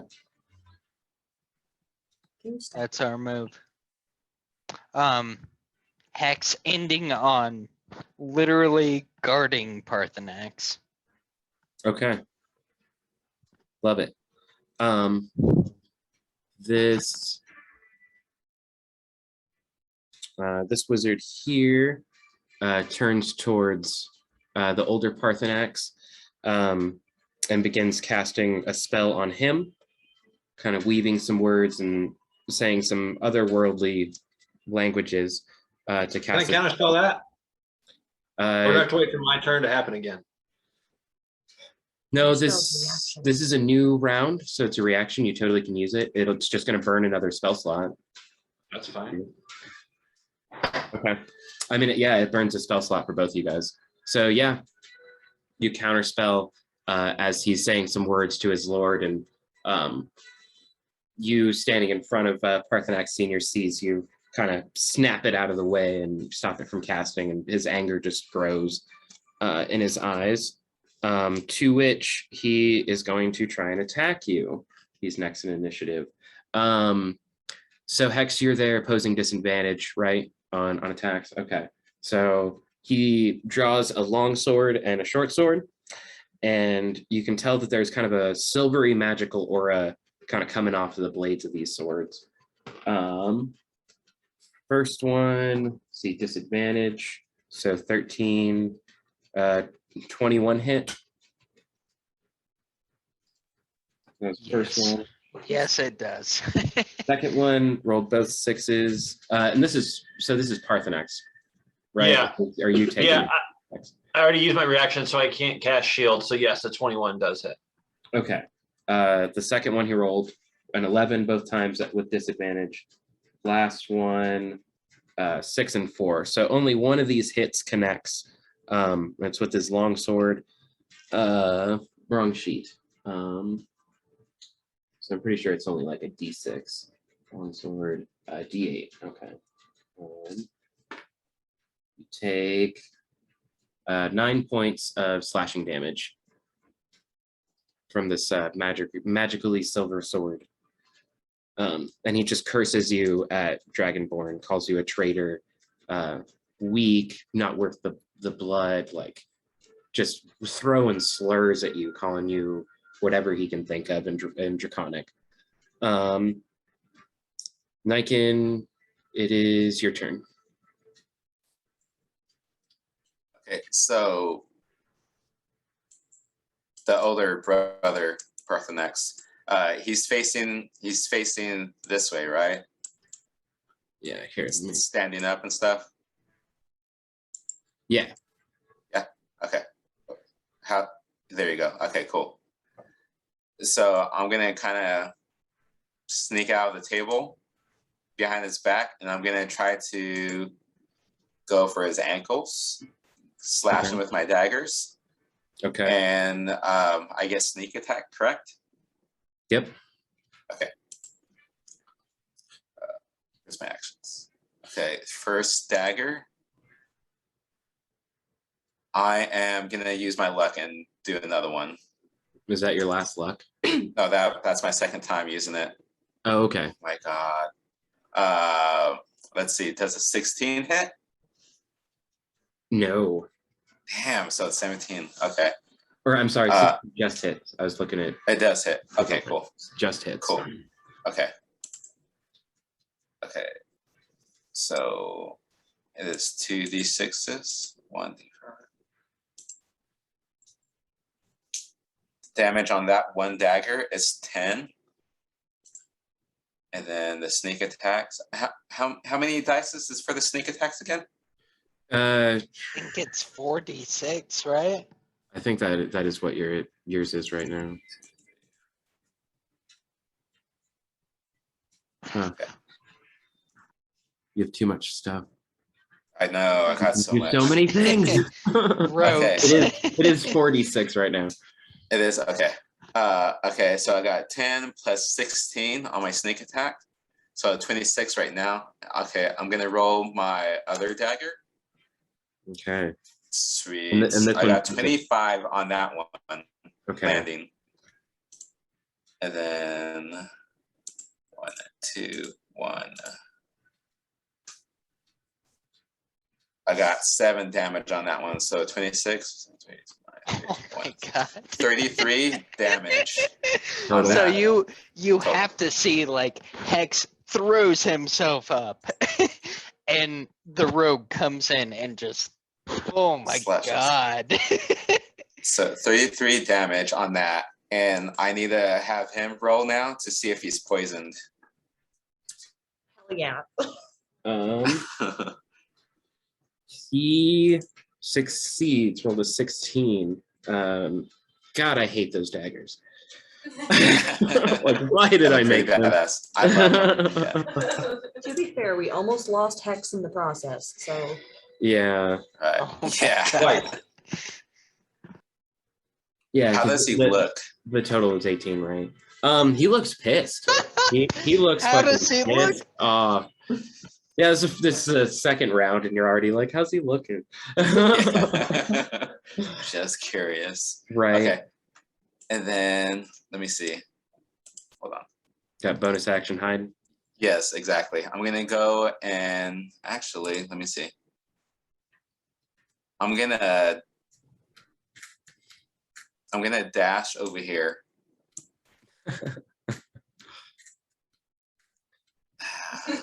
Yeah, I'll you dash. you can bonus action dash. All right. Yes. Bonus action dash over here, and then I'll wait. Okay. Yeah. Good move. The wizard that has been charmed. It is his turn. Do I get to repeat the save on my throw or on my turn? let me check. I had to change the vibe up a little bit, but there's something more funky on. All it says is when the spell ends, the creature knows it was charmed by you. It lasts an hour, so I'm sure it can be dispelled, probably, but he doesn't make a save. Hmm.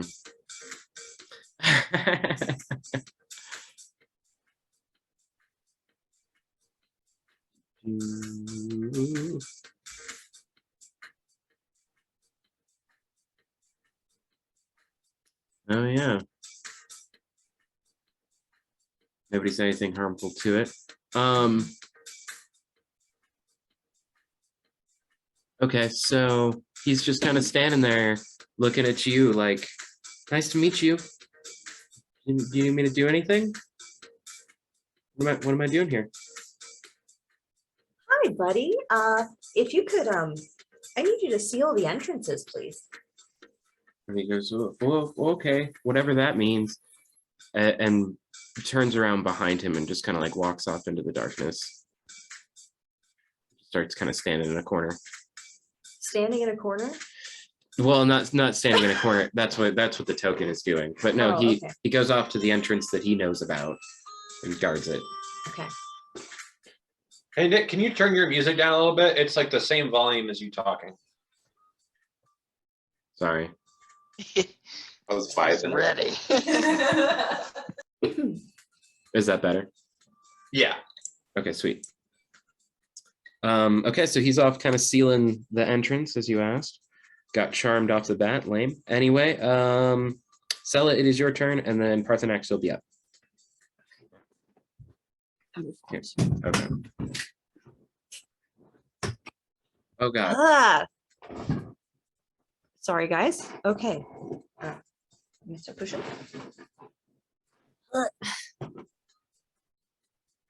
So you're here. Everly's here. Other wizards over there. Other wizard is over here. Where are the kitties?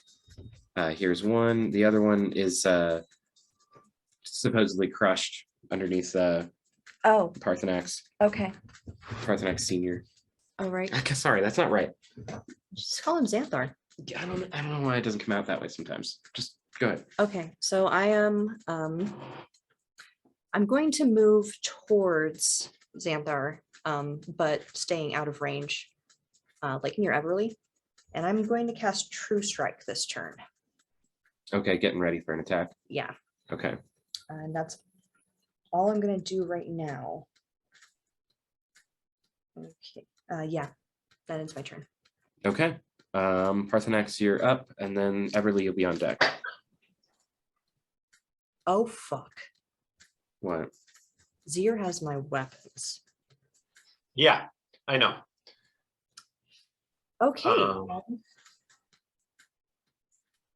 So yeah, I was gonna address that. Parthenax, don't let me down, man.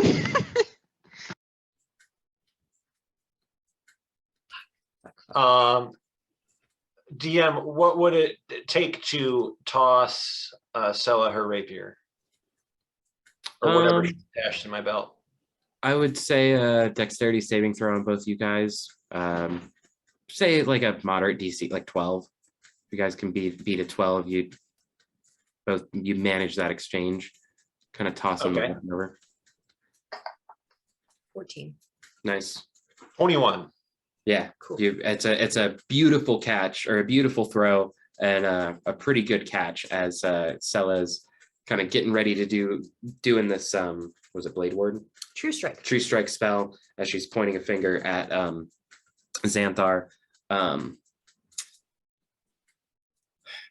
The spell says you get an insight into the target's defenses. I don't know what that means exactly, but I think It means that I get gives you advantage. Okay, for sure. So yeah, you're able to catch the sword as it's tossed over to you, kind of getting ready for attack. You're like, oh yeah, where's my sword? Oh yeah, sword. And draw it ready for an attack. Nice. Just throw the scabbard down. So was that my action? I'll say bonus action. Bonus action? Okay. The chair's so loud. It's okay. I'm gonna say to Hex, who is gloriously defending at about knee height.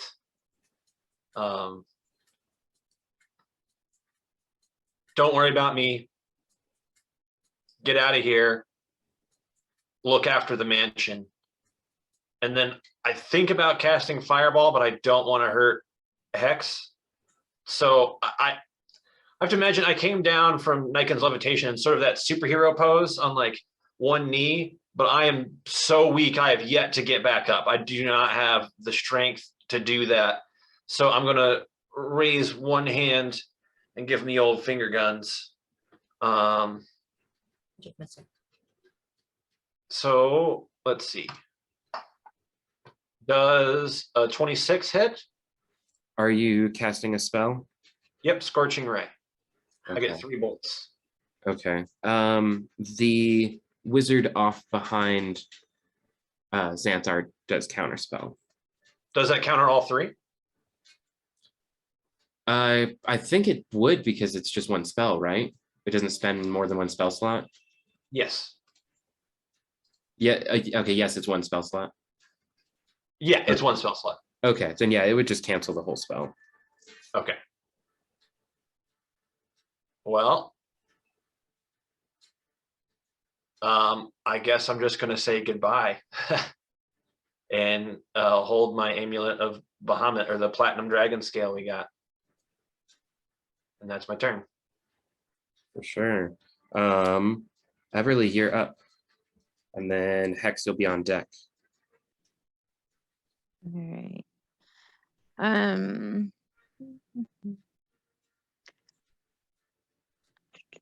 Okay, I am going to cast my Cloud of Daggers right on Xanthar.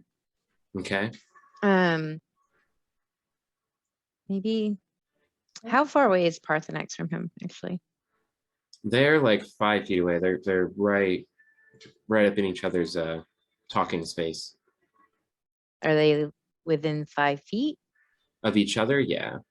Oh, okay. Maybe I won't do that then. Okay, and then Niken's right under the table still, right? Yeah. No, I thought he came out. Oh and yeah, no, attacked. you're right. You're right. Oh, you did? He's closer to the other wizard. Oh, is this you? This little like I can't click on the board. Oh, Yeah. okay, that is you. Okay. It blends in so well, right? Yeah. Earlier I was like, what is that? I realized it was him.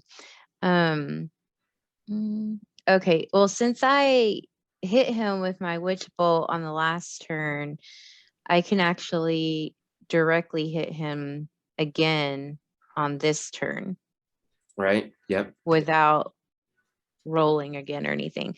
So I think I'm just gonna do that then. And that'll be a D12. I roll for damage on that then. Not the same damage. Mm-mm.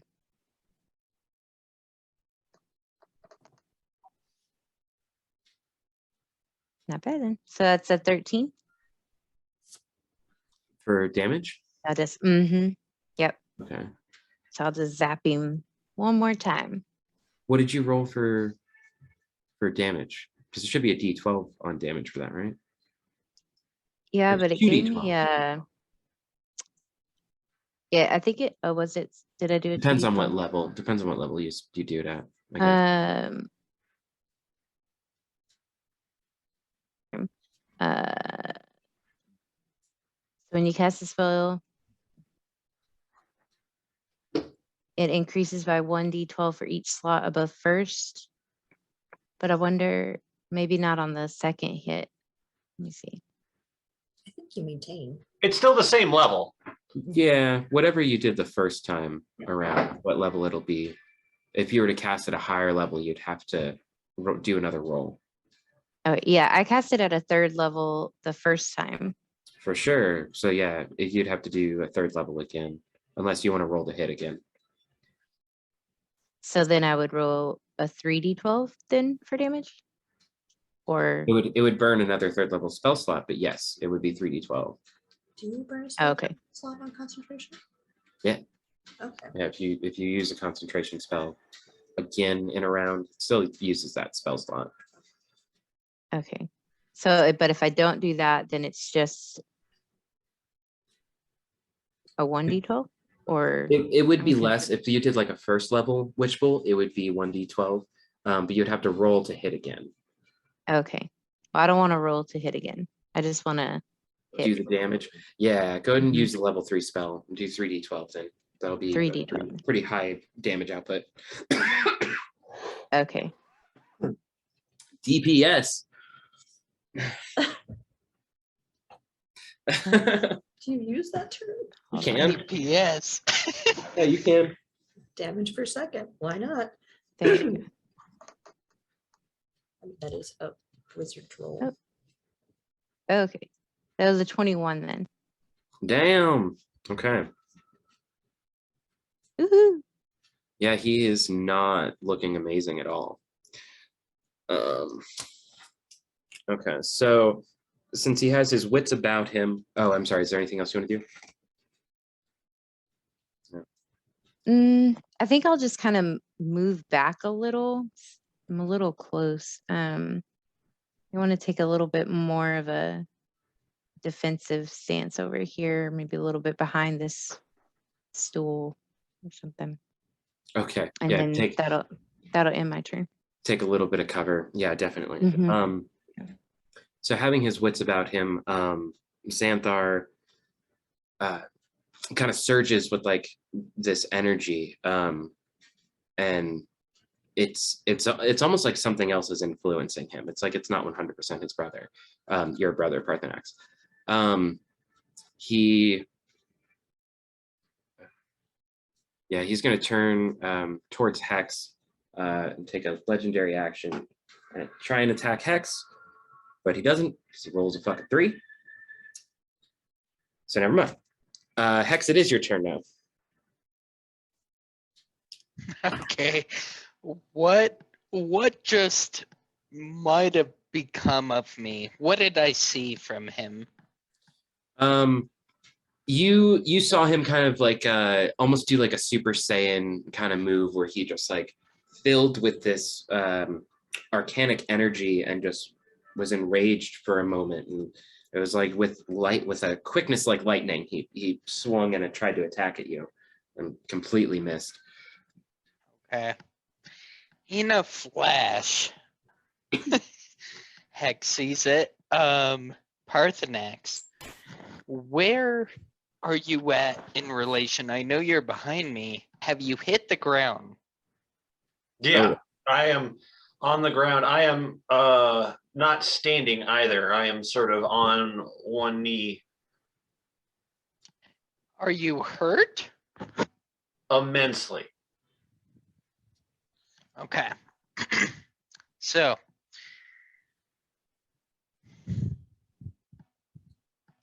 Hex is going to, oh man.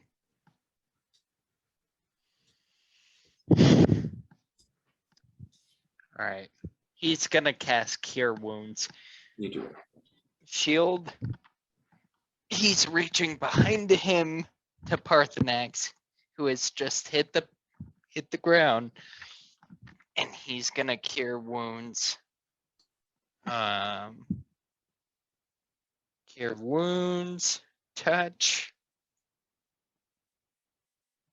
Good roll. So you've got 11, 14 health back. Okay. As you hit the ground, you have Hex in front of you, shielding you.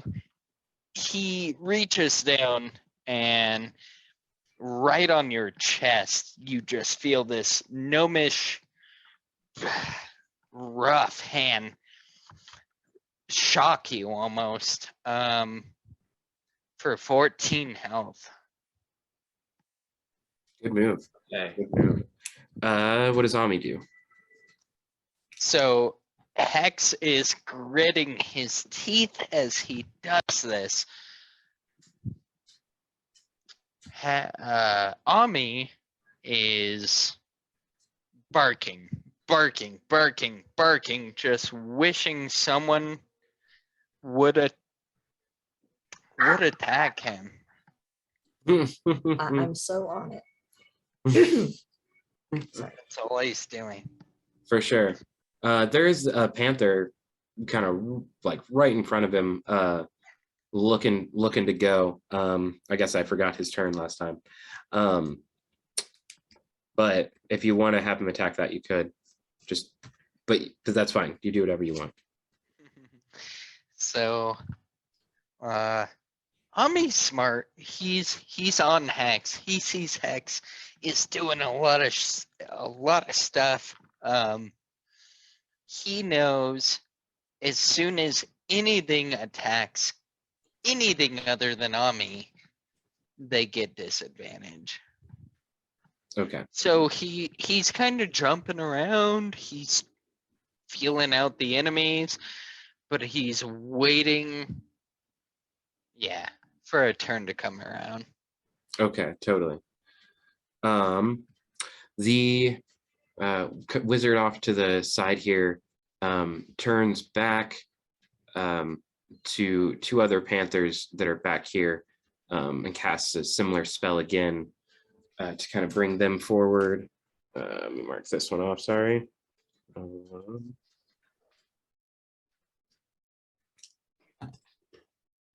One of them is going to pounce over at Niken, and then the other one is going to try for a pounce over here at you guys. So Niken, let's see here. Okay, does a 23 hit? Yes.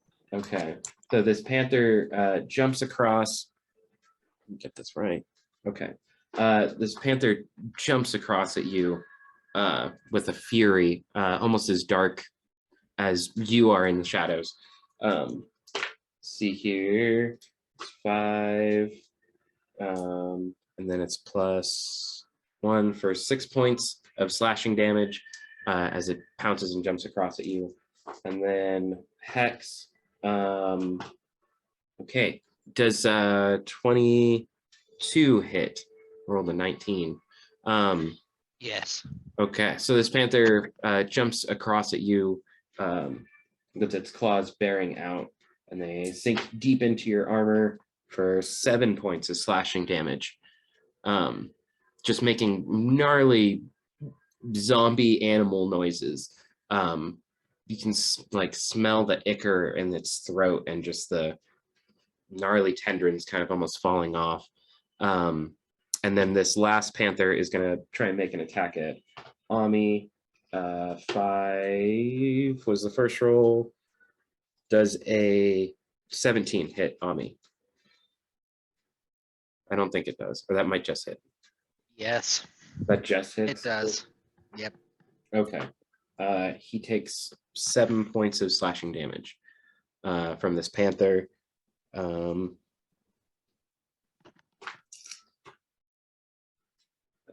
And it tries for another attack with its claw, but it misses.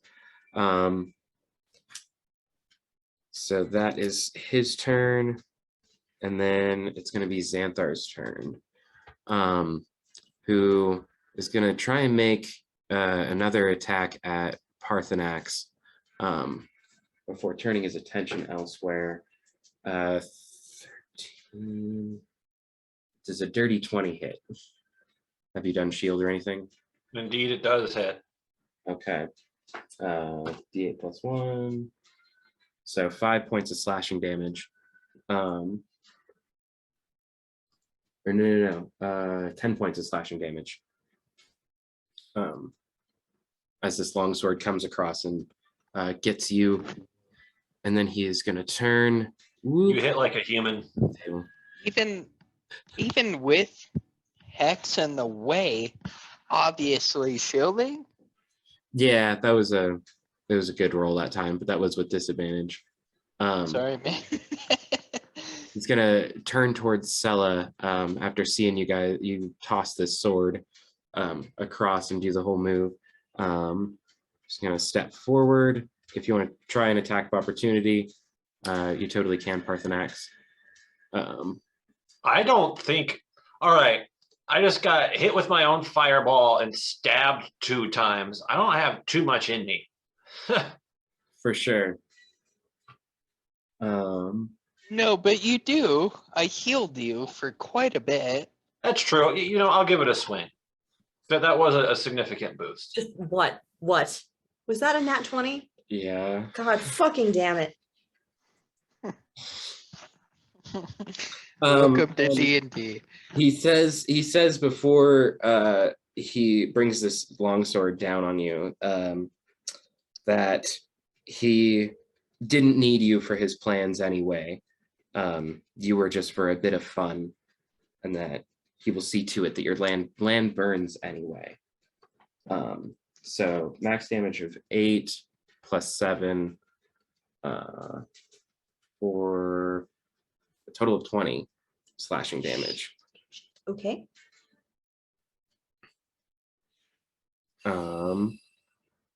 And he just stands there maniacally, kind of looking around him, notices that his wizard is off in a corner and looks curiously at it.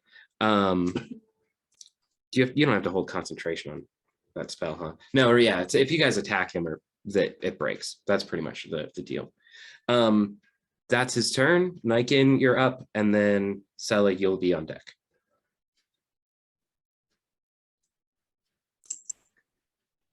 I am up, you said? Isn't it Hex? No, it's Niken. So that was a legendary action that happened last time. That was why he went before Hex. I got you. Okay, I'm gonna lunge and jump on his back. Okay. With my daggers. Okay. Are you trying to grapple or making an attack? It's an attack. Okay. Like I'm literally jumping with my daggers like this.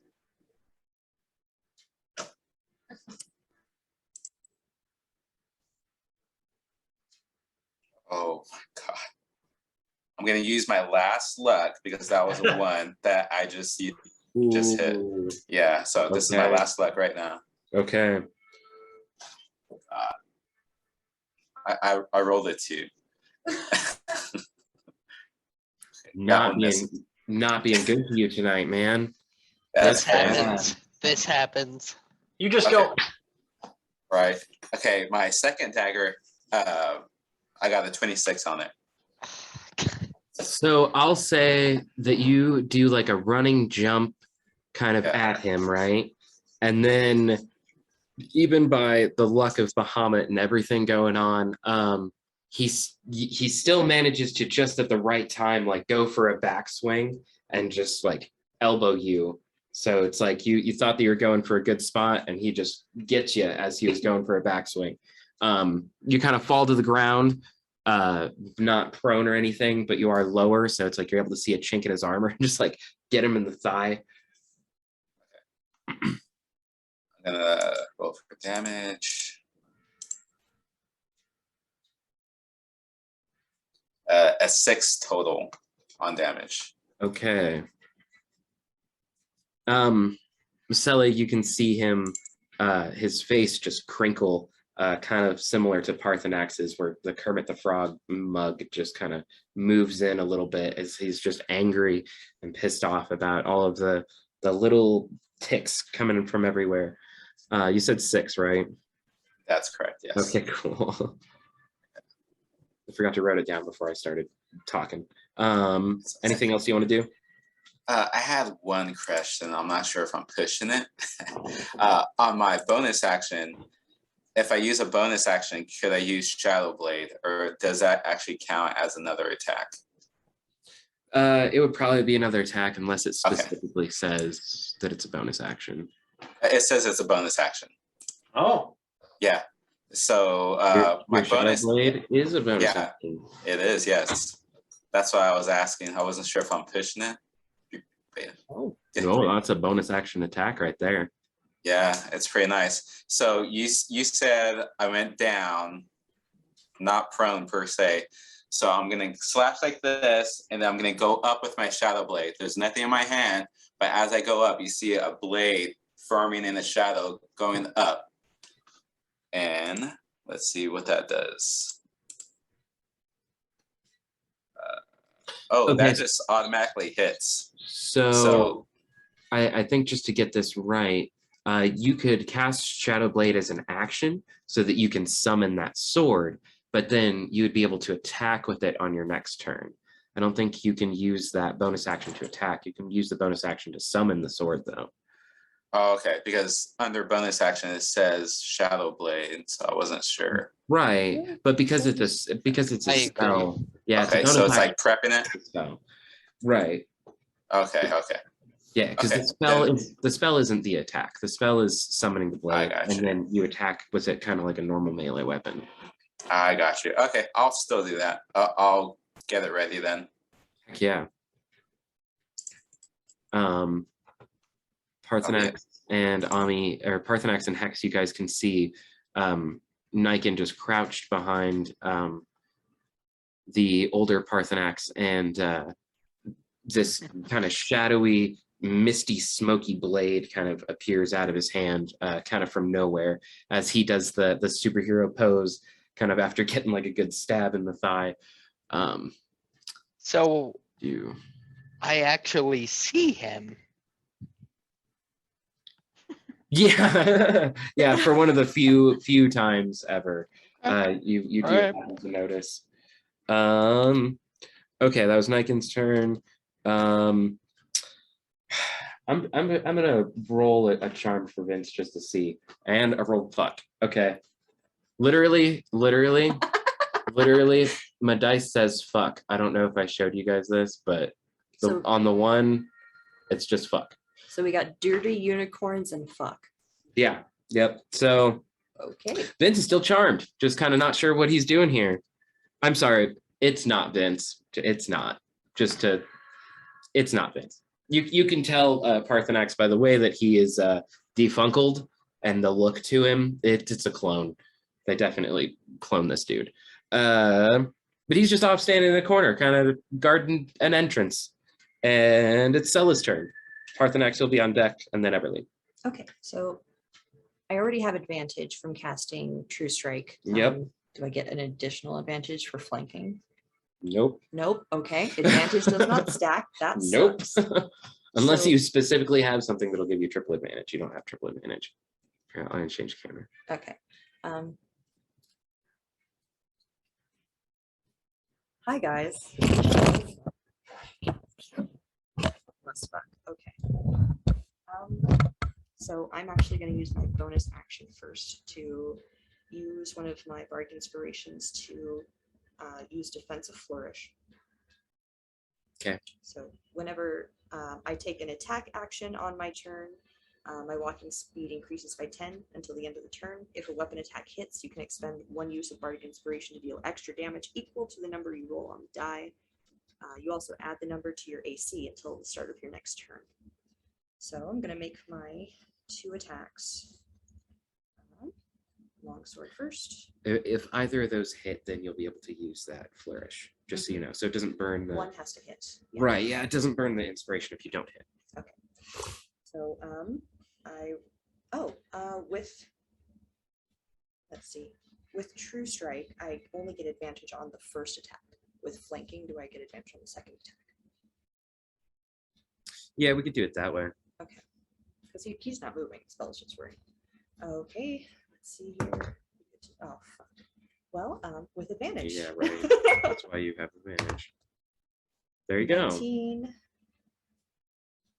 19 It definitely plus hits. 6. Okay. Good. So got that.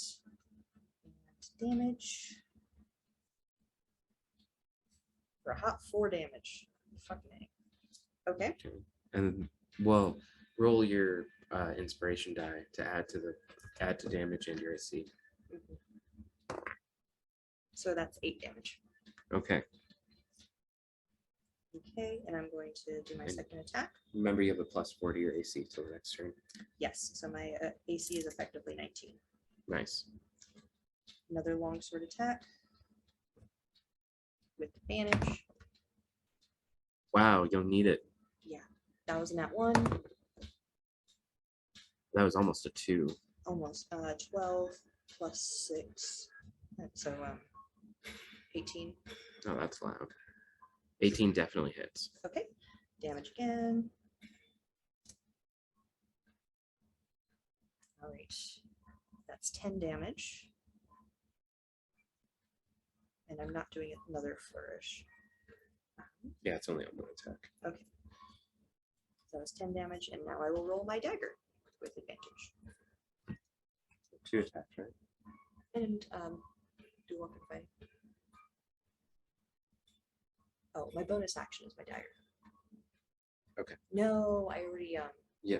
used a Because of the defensive flourish. Okay, that does end my turn actually. Sorry about that. Okay. Parthenax, you're up, and then Everly, you'll be on deck.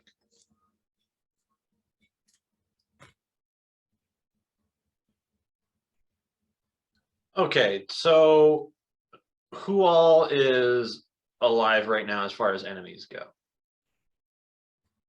Well, as far as enemies, basically everyone. One of these panthers got crushed when Parthenax, your brother, fell down.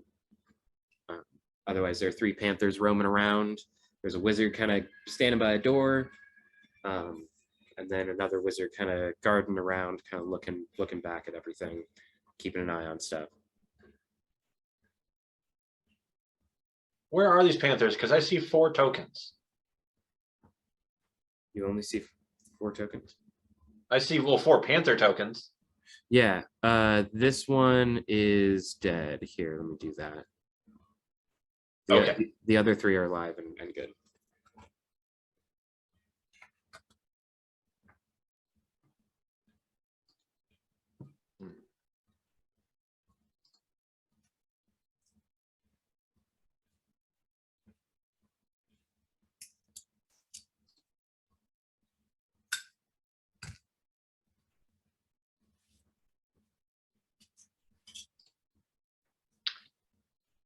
I'm going to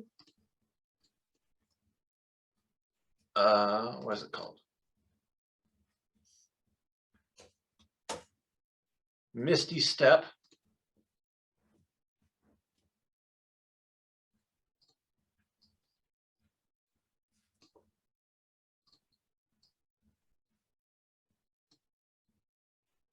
Just to the other side, so my brother's facing me. Okay. Um, Kind of getting within line of sight of him. yeah, so he has to look at me again and say something like, you couldn't hit water if you fell off a boat. And then I'll just give him a good old firebolt, but it won't be fire. It'll be ice. Oh, the cold shoulder, eh? Oof, for only a 10. To hit.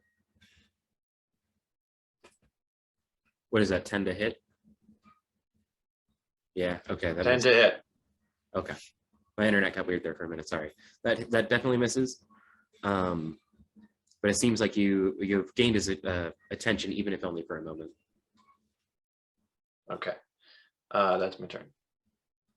Okay. Everly, you'll be up, and then we'll be back at the top with Hexanami. All right.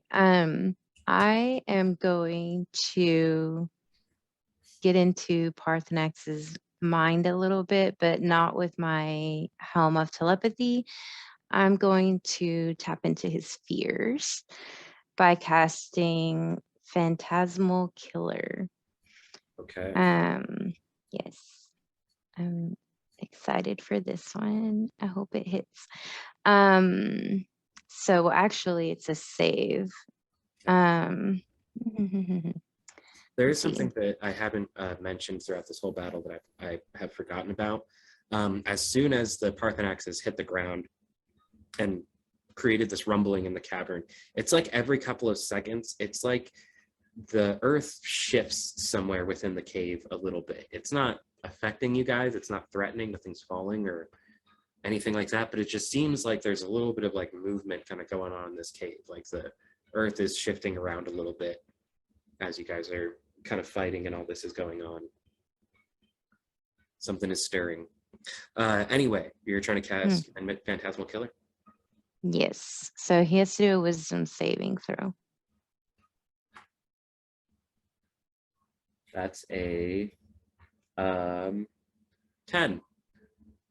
Yes. He needed a 15. Okay, good deal. So he's afraid. Be very afraid. Of what? So it said Okay, it you're just an illusory manifestation of his deepest fears. What is he afraid of? You know what? I hate to do this to you, actually. He's going to use a legendary resistance to just automatically No. save on that one. No. I'm sorry. You burned a legendary resistance, though. That's a God good damn thing. it. Hey, you know what? Could have used that one a lot sooner. Staved off a lot of this damage. So you cast the spell and you feel like it's working. You feel like the magic is going through. None of the wizards have dispelled it or anything like that. And it's like he just kind of begins to smirk and kind of like looks over, kind of looks around for who was casting the spell. I actually can't see where your token is at. I'm hidden. Evidently. Yep. But Perfect. he just makes the remark like it'll take more tries than that. Try I will. All right. Well, I guess that ends my turn. Sincerely, such a good move, though. Yeah, no, Thank that you. was good. I needed to use those legendary resistances at some point. He is going to use his legendary action and try and make an attack at Sella because you're right there. Does a 7 hit? No. Okay. Hex, your turn.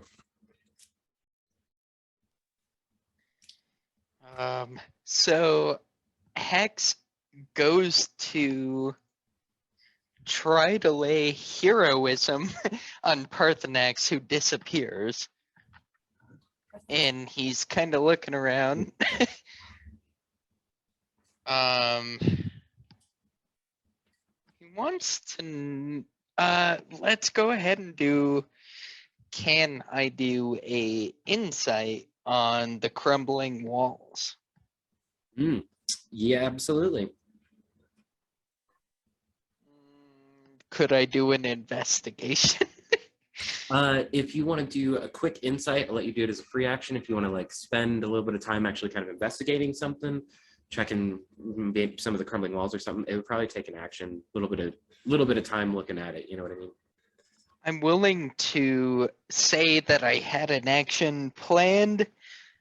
That fell through, so now I'm kind of seeing the walls crumbling and would like to take my action looking at these walls. Yeah, go ahead and make an investigation with advantage.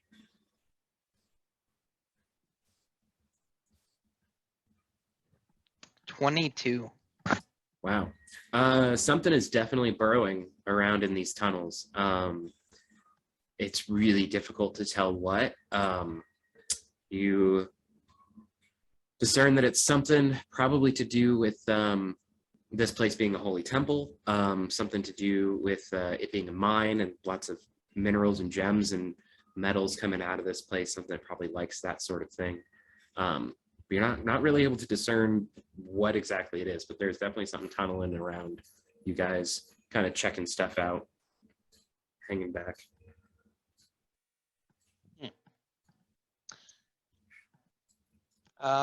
Do I get the sense it's crumbling? No, nothing is definitely structurally being the integrity of this place is not being compromised. It's Okay. whatever is moving through here is very adept at slipping through rock. Oh God. Okay. I will relay that to everyone. I'll bellow. What I meant to give to Parthenax, I take a deep breath, I see everything, and I bellow it out to everyone in this room. I'll say 8 words or less. What do you yell out to relay this info?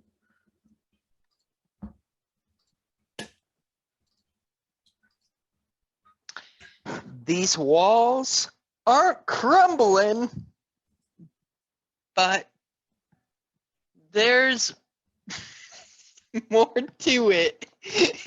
I'll say these walls ain't crumbling, but there's more to it. I'll say the to it came out like a tut. Like he like There's more tit. yeah, it was like a country accent almost kind of thing where it came out as one word. There was an apostrophe between the two words where there shouldn't have been. There's more I see tut. something. Okay. No, that was perfect. That was dead on. I love it. Is there anything else you want to do? Or Ami, what's he doing? Ami, let's see. Let me get back. So, Ami.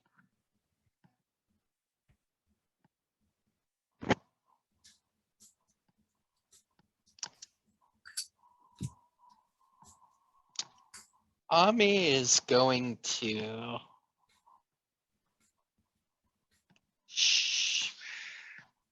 shift.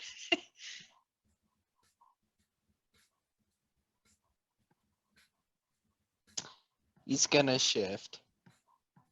Just move over a little bit. Okay. So he's gonna shift. Still barking. Getting the attraction, even though the attraction is on him. He's he's a tank. He has a lot of health points. So, yep, Yeah. he tanked it. Okay. Perfect. And that's it. So these panthers are going to go first. You've still got one kind of snarling at you. It's like a zombie panther. So it's not like it's right on top of you trying to eat you. It's like they're kind of clawing, standing back, hissing, and all this kind of stuff. Let's do the one that attacks Ami. Does a 17 hit? Ami or myself? Ami. Yes. Okay, so it gets 2 bite attacks. So, geez, why are D4 the hardest to pick up? 4 on the first, and then 5 on the second for a total of 9 damage. And then the panther next to you, Hex, does a 21 hit. Yes. Okay, and then 14. The 14 also hits? Yes. Okay, so first one is 4 points. Wait a second. Yeah, I don't think 14 hits you. No. Okay, so 5 points of slashing damage as Okay. one of these claws comes over and attacks you.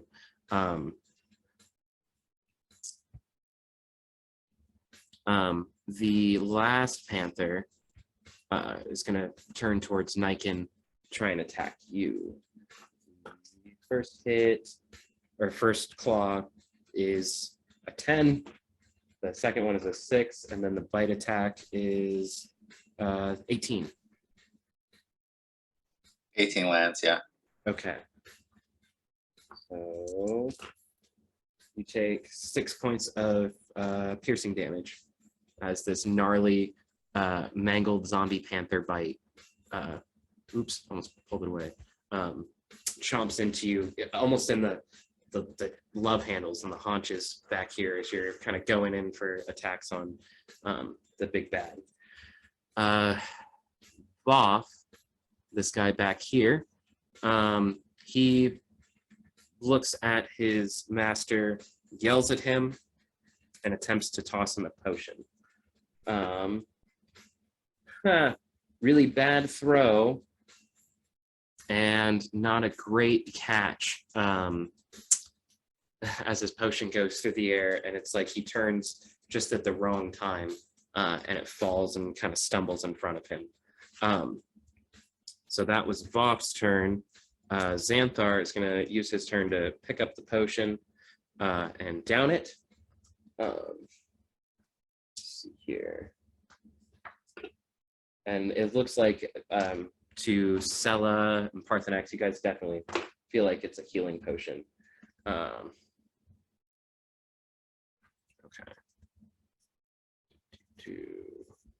So he gets some hit points back and uses most of his turn to do so as he is kind of like revitalized and stands there before you. He gives out a very draconic ah and smashes the bottle. Vince is still bloody charmed, hanging out in the corner. Sella, it's your turn, and Parthenax will be up. Okay, I'm going to take a 5-step towards Parthenax, towards our Parthenax. So I don't incur an attack of opportunity from Xanthar. Well, if you leave his 5 foot, you would. Oh, then I won't move. Okay. Won't move. I'm just gonna, I'm not feeling good. No one else is feeling good. I pull out the staff of healing. I'm gonna cast mass cure wounds. Do you specify targets for that? It's up to 6 people within 30 feet of me. So And you do specify, right? Yeah, okay. You choose them. That's good. So yeah, you could do your whole party. okay.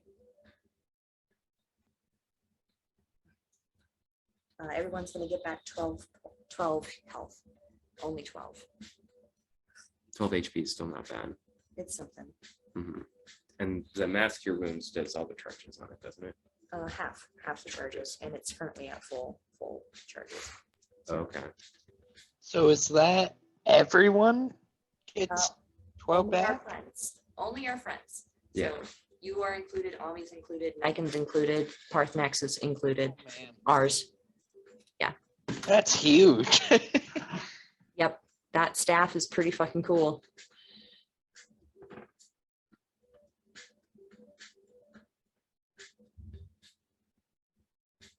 All right, and that'll end my turn for now.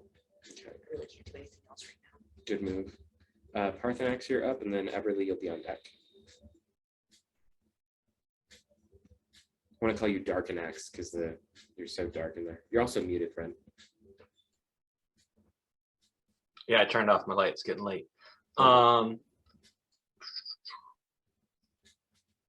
Everyone is still too bunched for me to do anything really effective. I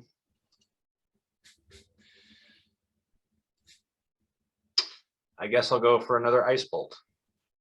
Does a natural 20 for 27. Wow. Yeah, that hits.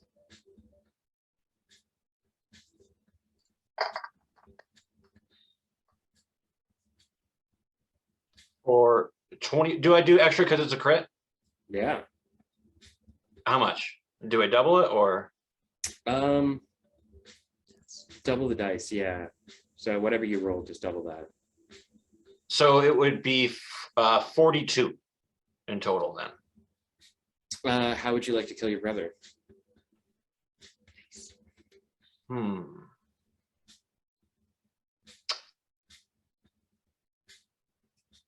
With like a headshot that I'm not going to say there's like viscera or anything, but where the head was is just like a bunch of smoke.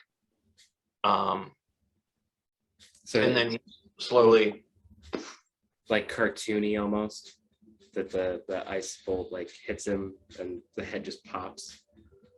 not quite. I was thinking more of in Star Wars when they're like burning the stormtrooper masks and there's like a bunch of smoke and flame coming out of it. Kind of like you could still see his face, but it's engulfed in flame and smoke. There's not life in it anymore. Nice. Like I didn't blow his head off. Okay.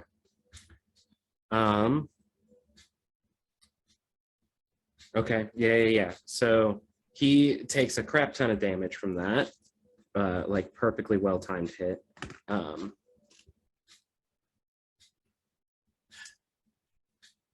Didn't think it was going to go down that quick.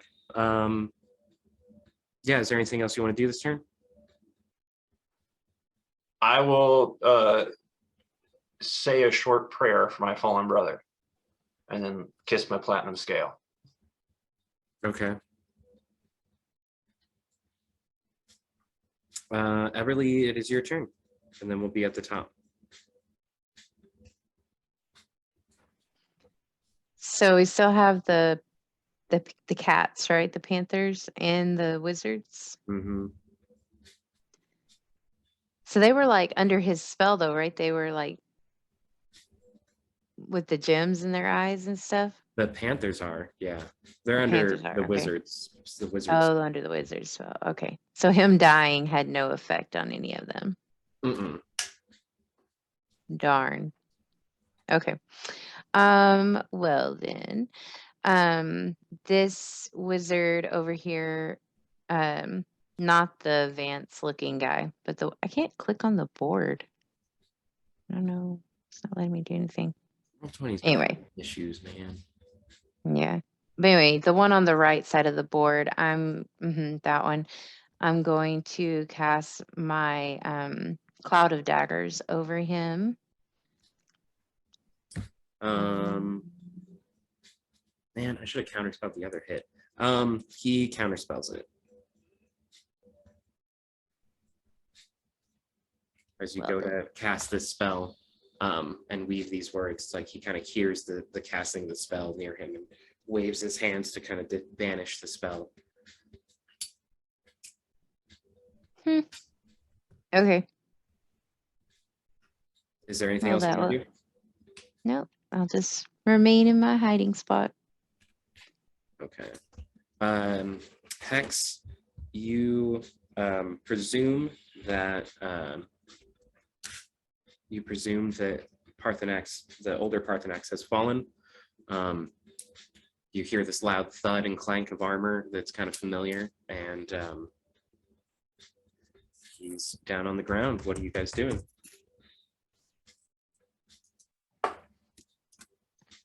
Everly, which one did you just hit? The one on like the right side of the board. It won't let me click that one. Yep. Okay. And it countered spelled? Yeah, he's a wizard. You're a wizard, Harry. You're a hairy wizard. I was the hairy wizard. Oh. All right. Well, I've got a panther right in front of me. Brutal fashion. I'm gonna firebolt it twice. Nice. Go and roll the hit.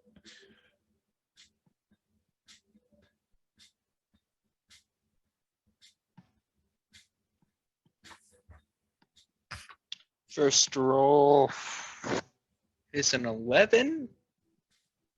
That misses. Just misses. Second roll is an 8. Oh, you're I'm just a little too close to this panther. A little too nearby So- to really get a clean shot.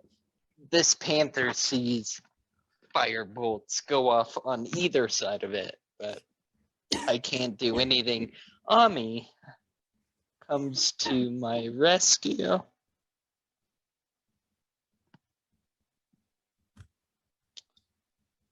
No, actually, it continues to bark. He can't. So Okay. continues to bark, readies an action to bite Okay. anything that comes towards him. Okay. Vince, or I'm sorry, Vince. Voff moves up, sees his leader fall, and kind of runs into the fray up near him. A little frantic, and you guys can see this like decrepit, gross-looking old man kind of hunch over his body for a minute and go, my lord, no, it's impossible, it's not true. And he tries pouring a healing potion down his throat to kind of revive him and stuff. It doesn't seem like it's working as well as it should. And Can I attack because he passed by me? he ran into your area. It's when they go out. So if he were to leave again, then you totally could. He pours a healing potion down his throat for not a whole lot. 8, or no. That would just be, only 8 points. And you can see him kind of like Xanthar kind of cough and like sputter awake. You can tell that the wizard is attempting to cast a teleport spell to pull them both out of there. And unless somebody counterspells it, it's going to work, and they're just going to teleport themselves away. Can I do a counter spell on that? Yeah, that's why I was saying something. Okay. Okay. So Voth takes his turn.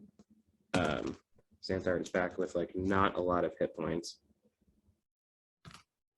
And or no, wait, that's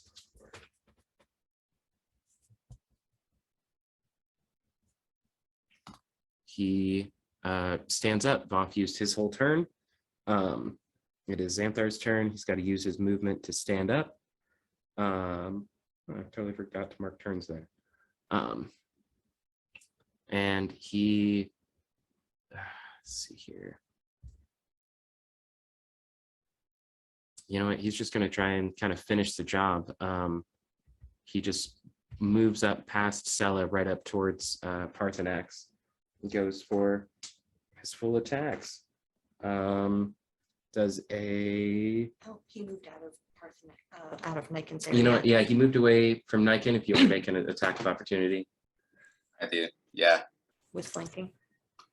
I'm going to use my Shadow Blade because I already had it, had it out.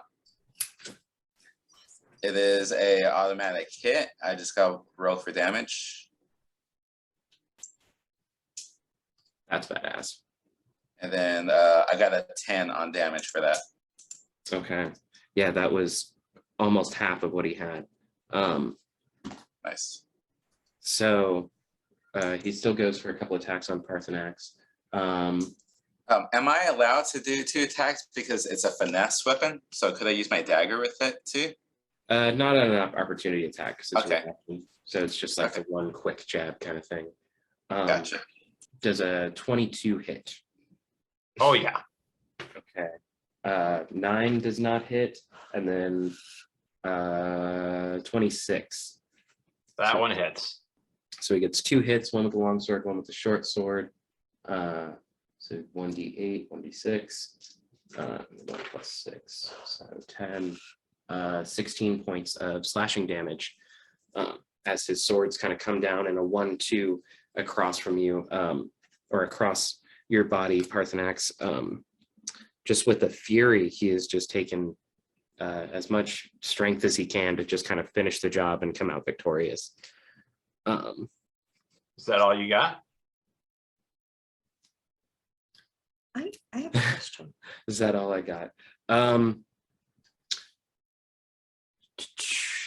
Yeah, bonus action. He's gonna like kind of turn to face the both of you and then just unleash his fire breath. It is a dexterity 15 for you and Sela. Okay.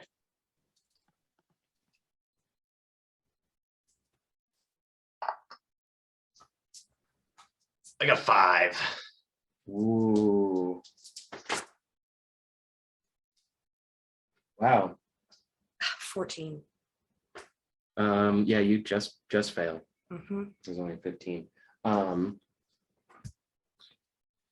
rolled 3 1s on these damage dice though. Yes. So 13. Yeah, 13 points of fire damage for both of you guys, halved because Parthenax is fiery. Wow, that And was with really that, Parthenax goes down. Nick, do you want to do the thing now? Do I do the thing? Yeah, go ahead. So I tried to save him. I did too. Go ahead. as Parthenax falls to the ground, he sort of rolls on his back, and the platinum dragon scale that he has sort of rises up and makes a small portal, which sucks his body in, and out comes a platinum dragonborn, fully bedecked in full armor, with a 2-handed sword and a big shield bearing the symbol of Bahamut. I don't have Just a token. Gandalf? I should have had a token for it, but I don't. He kind of Gandalf'd Uh, sort of in a way. He just Sort of, leveled up. kind of in a way. It's not, I'll tell you this. It's not Parthenax. Should I tell him, Nick? Since we're kind of, I guess, getting towards the end here. Yeah, no, yeah, totally. So probably next time I'll have my character introduce himself. But Parthnat's parents took out a life insurance policy on him. If he were to die, a paladin of Bahamut serves as a temporary replacement until the mission can be done and your Parthenax can be healed. Okay. Why did I try so hard to save you? He never so- let this on at all. So this was all like meta knowledge stuff that even Parthenax wasn't really aware of. It's like a thing he was told when he was young, but he didn't know if it was even still a thing. Right. With that turn of events, we'll probably pick up here next time. We're going to start with Niken on initiative after Parthenax having gone down, and then this paladin kind of showing up to help finish the job. This was really fun. I enjoyed it. I hope you guys are having fun. It was a solid like 5 rounds of combat with a lot of stuff. It would have been way more initiatives had Vince not been charmed. We'll see what happens next time about that. But yeah, we'll probably call it here for tonight because I know it's getting close to time and everything. We'll wrap this up next time and then have kind of a big campaign end kind of thing, wrap everything up and all that kind of stuff. But this was the majority of the battle. Yeah, we'll see what happens next time. This is a whole hell of a lot of fun. I hope you guys have fun too. If you have any questions, let me know throughout the week and we'll meet up same time next Monday. Oh, I'll say something about after the recording's done. All right. Right on. Thanks you for joining us. Have an awesome night, guys. Bye.